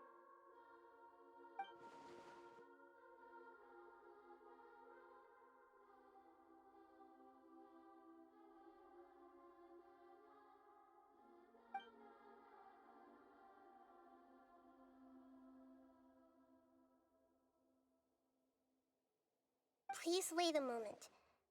I want to check something. Found it. This should be the one.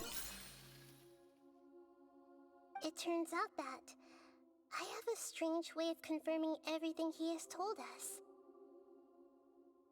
What is it? A record from a personal collection. It was tucked away in a corner. You should take a look.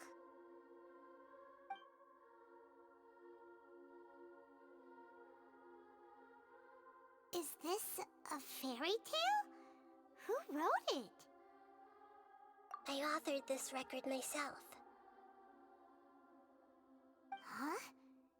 You wrote a fairy tale that somehow has something to do with the balladeer? When combined with the traveler's narrative, it's clear that this story is an allegory. Everything in it is a symbol for something else. Hold on.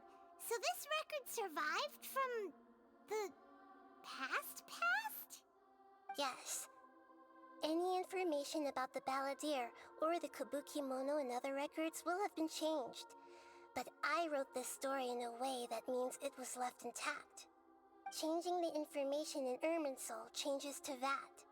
But Irminsul can't change information that was well hidden in advance. I guess I must have written this story as a backup before the balladeer entered Irminsul. That's incredible! What a great idea! And sending the traveler into Irminsul with the balladeer must have been a further precaution. I knew he'd remember everything. This story is abstract enough that it still resonates with the present information recorded in Irminsul. But if we connect all the different pieces together, the true story that emerges is the one he told us, the now erased life of the balladeer.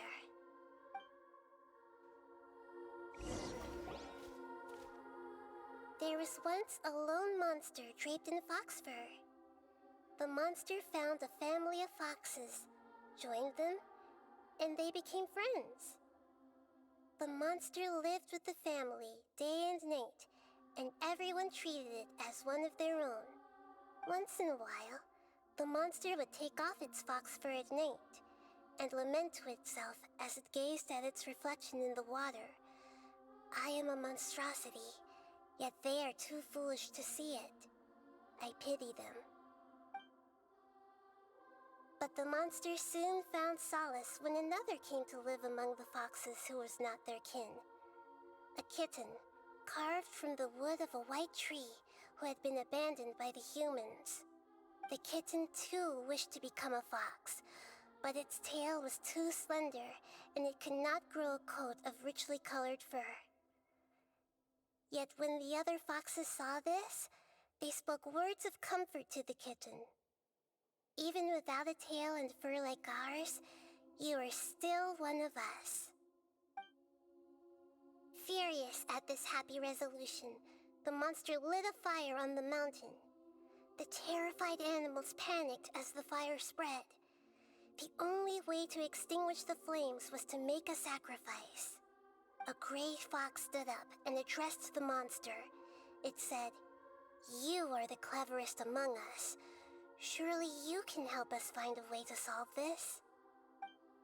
The monster smiled, led the fox toward the fire, and murdered it. The gray fox's heart was turned into a beautiful drop of water, clear, spotless, and pure. The monster gave the heart of water to the kitten, telling him, "The foxes have decided. You are the one who must be sacrificed.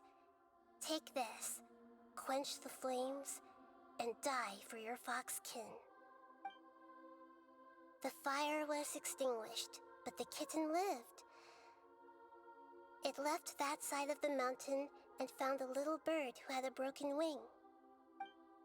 The two promised they would spend their whole lives together, but the little bird did not have long left to live. It passed away soon after.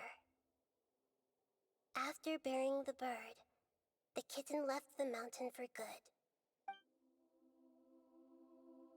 Never again would it cherish a single creature, nor a single blade of grass that stood on that mountain. The kitten spent the nights wandering aimlessly, gnashing its teeth at the moon. How it wished to swallow the moon and devour the moonlight. If the world could only return to darkness, then it would finally be peaceful and content. I will become the new moon, the answer to everything. Then, no one will know that there were once birds, foxes, and cats in this world. And no one can know that they were different.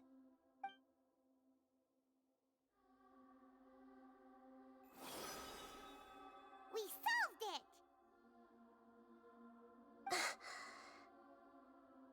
I remember now. This is not just the Balladeer story. It is his very own memories.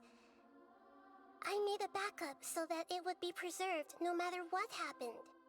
To become a god, he was experimented on and modified countless times. It was brutal torture, and the only reason he was able to survive is that he was a puppet. This memory was extracted from him by the scholars. Presumably, they kept it to have something to defend themselves with. Creating a deity was just the first step. Some of them wanted to be able to control it. That's why they backed up his memory for later use.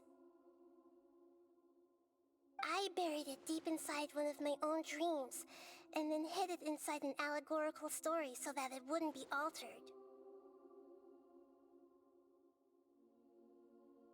It's hard to believe that this person really existed, let alone that he tried to get rid of us on more than one occasion. Paimon has no memory of him at all. He completely vanished like a puff of smoke. The Balladeer agreed to help me look for information about the Descenders, and although he was unsuccessful, he still helped you. Before he vanished, he confirmed an important detail, that Conria was where your twin first came into this world. We still don't know how the change to Irminsul will affect the senior ranks of the Fatui, but in all likelihood, they won't even remember their own Harbinger.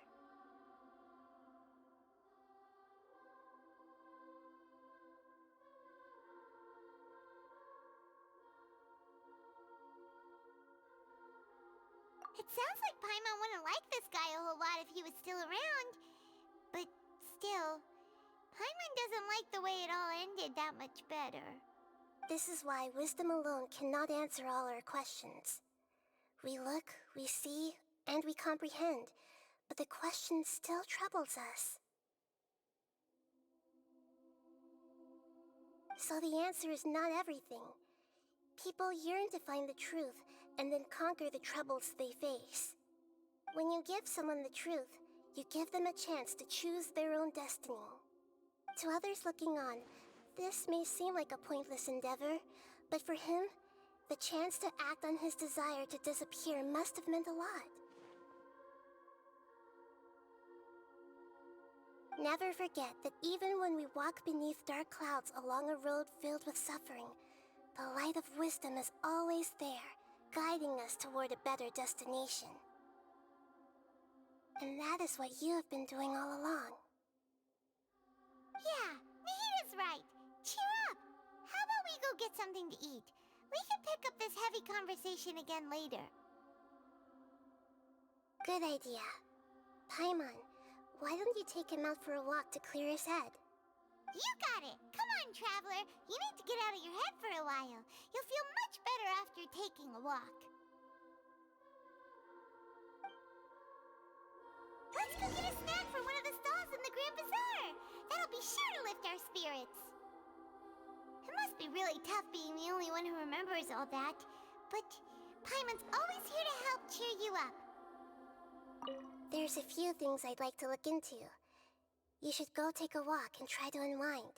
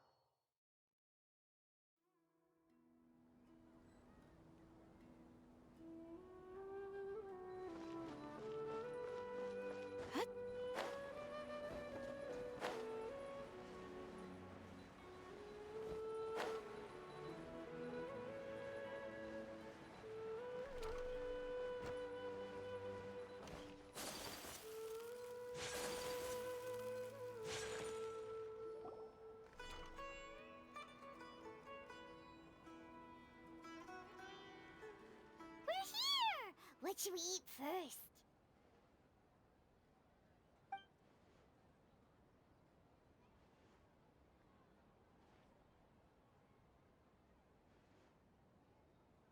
Hey, are you gonna answer or what?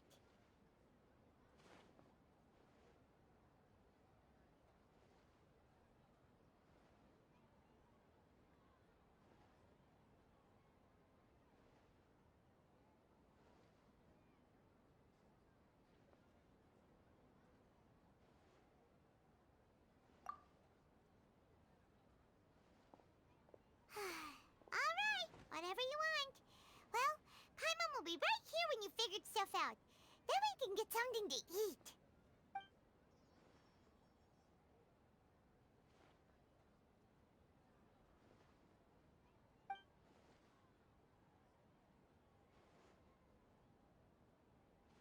What is it? Have you figured it all out?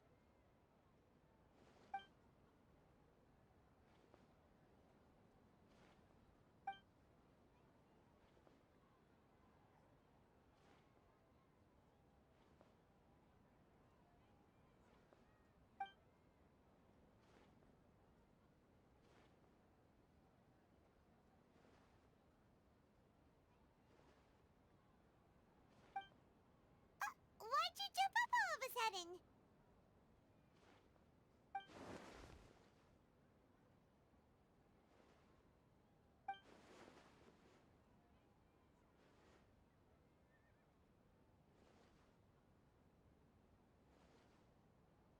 Excuse me, boss. There seems to be a small problem with the last bill. Look, here.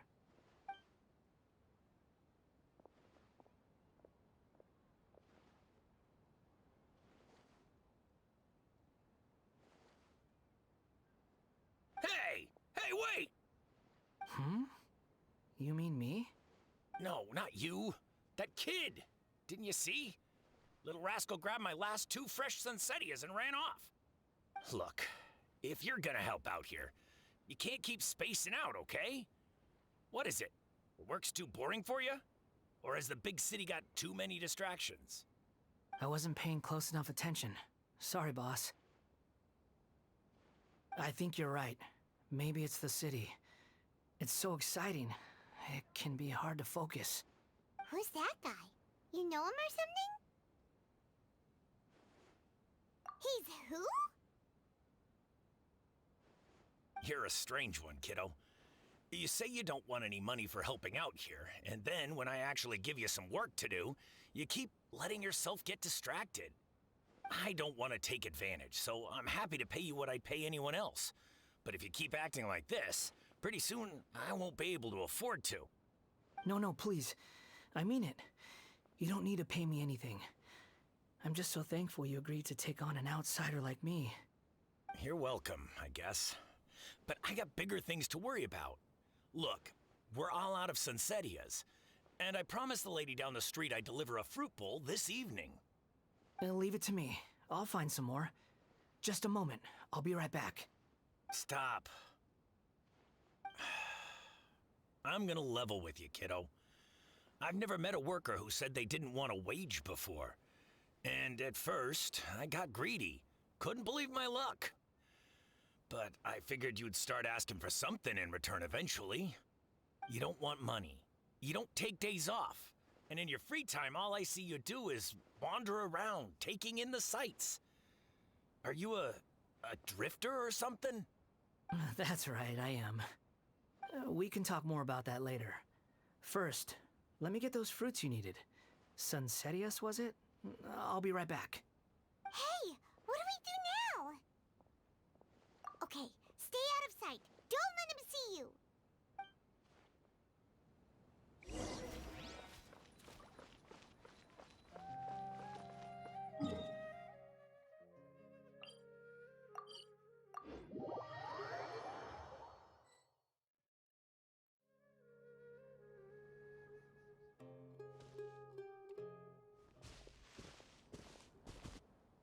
Yeah, this'll do. Even though you say he's the balladeer, what are we planning on doing? Stealing his Sunsettias? Isn't that a bit too cruel? Oh, all right. This should be enough. Guess I should wash them before I take them back.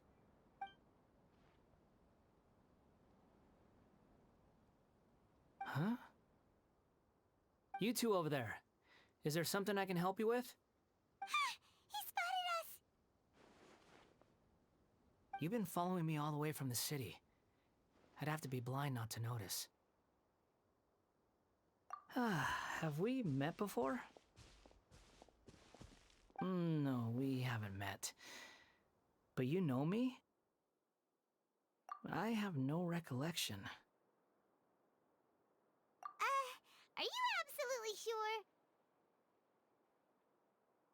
Sorry, but I just can't take your word for it.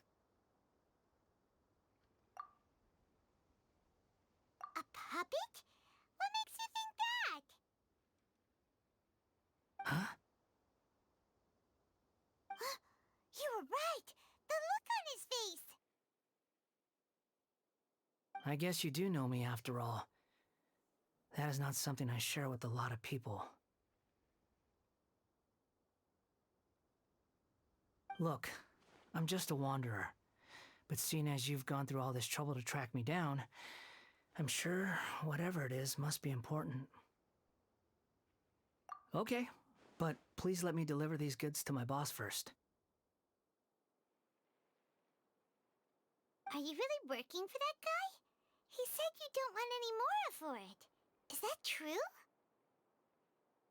Yes, I ran into him out in the wilderness during a storm, and he let me take shelter in his cart. In return, I said I'd be his helper for a while. That's oddly nice of you. Let me take these back. Then I'll come with you, okay?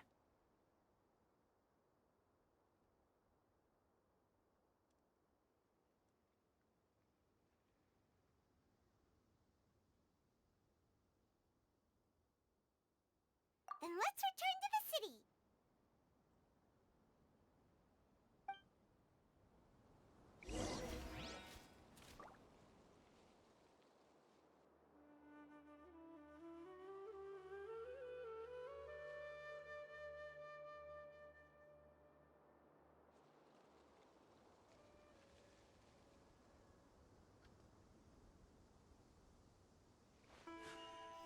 A blade embraces its duty, as a jeweler cherishes their gems.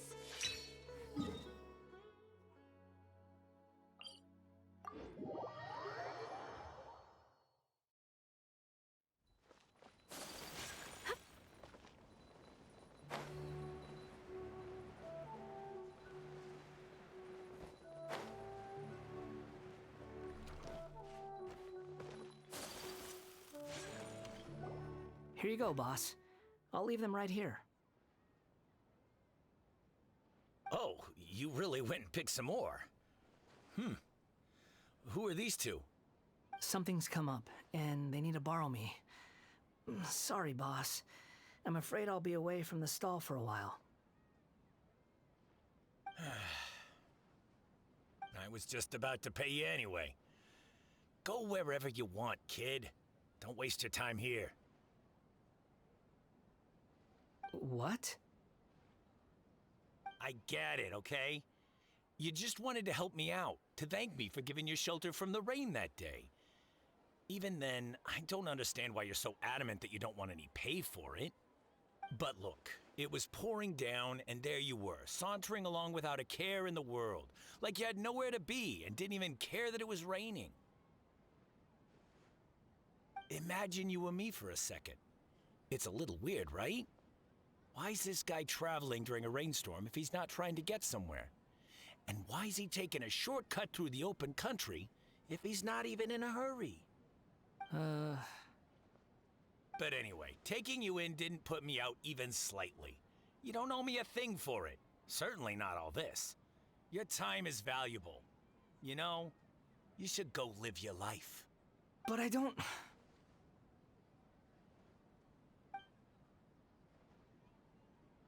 No, you're right.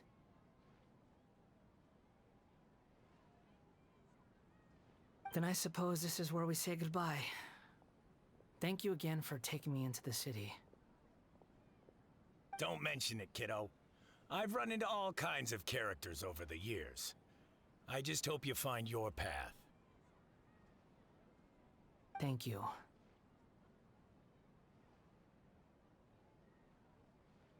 All right, done. Thanks for waiting for me. We can go now.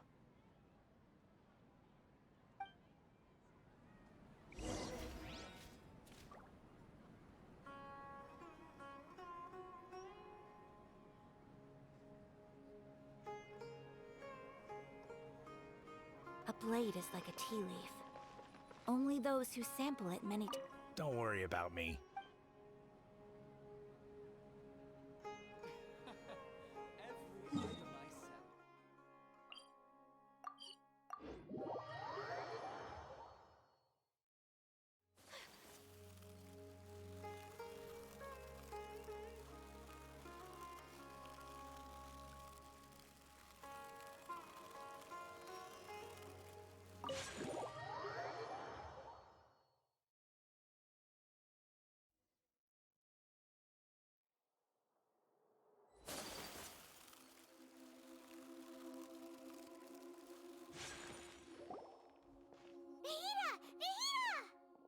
What's wrong? Huh? Are you? Hello. I do apologize for the sudden intrusion. We found this guy in the street, but he doesn't seem to remember anything. So, yeah, quite an eventful walk.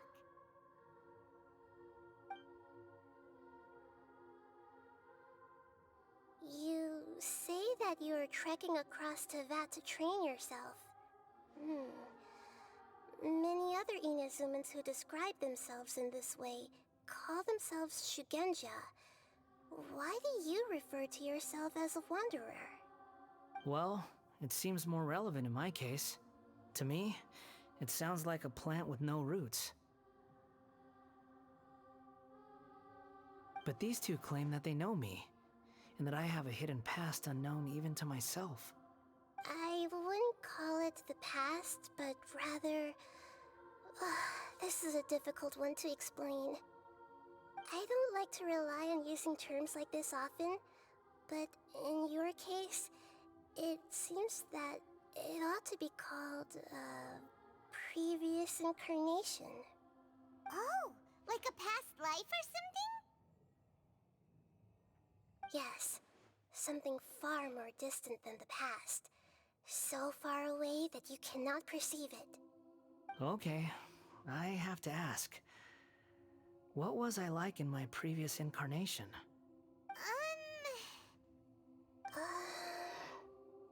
Oh, okay. I see. You want to tell me, but you can't bring yourselves to say it. Looks like I didn't have the most wonderful existence in my previous incarnation. If it's that difficult to talk about, I have no doubt it will be just as difficult to hear. But I'll be able to handle it. Please, tell me the truth. Is truth something you care a lot about? Yes. Then I'll be straight with you.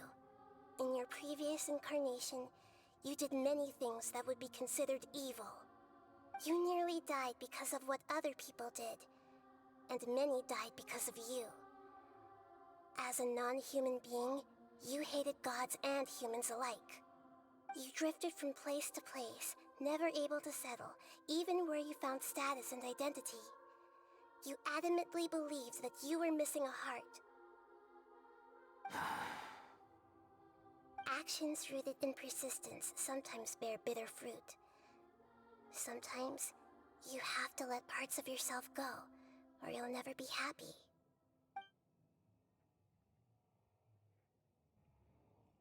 I gave everything I had, but it barely changed history at all. In terms of the outcome alone, that's true. I don't think I can judge everything I've heard purely in terms of right and wrong. Each choice a person makes belongs to a specific place and time, a chain of cause and effect, a cycle of karma and consequence. That is the nature of truth. If one thing is right, its opposite must be wrong. And yet, dichotomies like this are not enough to explain the world in all of its complexity. It seems like my previous incarnation wasn't the most likable individual. We're not trying to hurt your feelings or anything, but yeah, we weren't your biggest fans. If we were enemies, why are you trying to help me find the truth? This is so frustrating! This guy's supposed to be our arch enemy, but now he's just some random stranger we met on the street! He's got so much to answer for, but we can't make him talk because he doesn't remember anything. What a weird situation. Lesser Lord Kusanali, as the god of wisdom, I trust that everything you told me must be true. Yes, it's all true. I can even show you the memories themselves, if you're willing. Please, I want to see them for myself. I want to experience my own transgressions. Even though it will cause your present self great mental anguish? I'm just a puppet, with no heart and no name. There is nothing in this world for me to cling to fill the void within me. Except maybe these sins that can never be undone. Very well. As you wish. Wait, shouldn't we go with him? This one's kind of on us for bringing him here. Don't worry. Whatever danger I might face, it's my burden to bear. Traveler, could I ask you to supervise him on my behalf?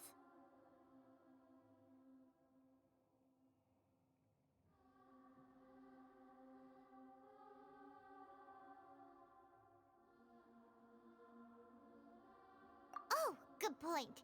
Given your, unique situation, we'd better keep an eye on you. Understood. Thank you. Now, Prepare yourselves, everyone.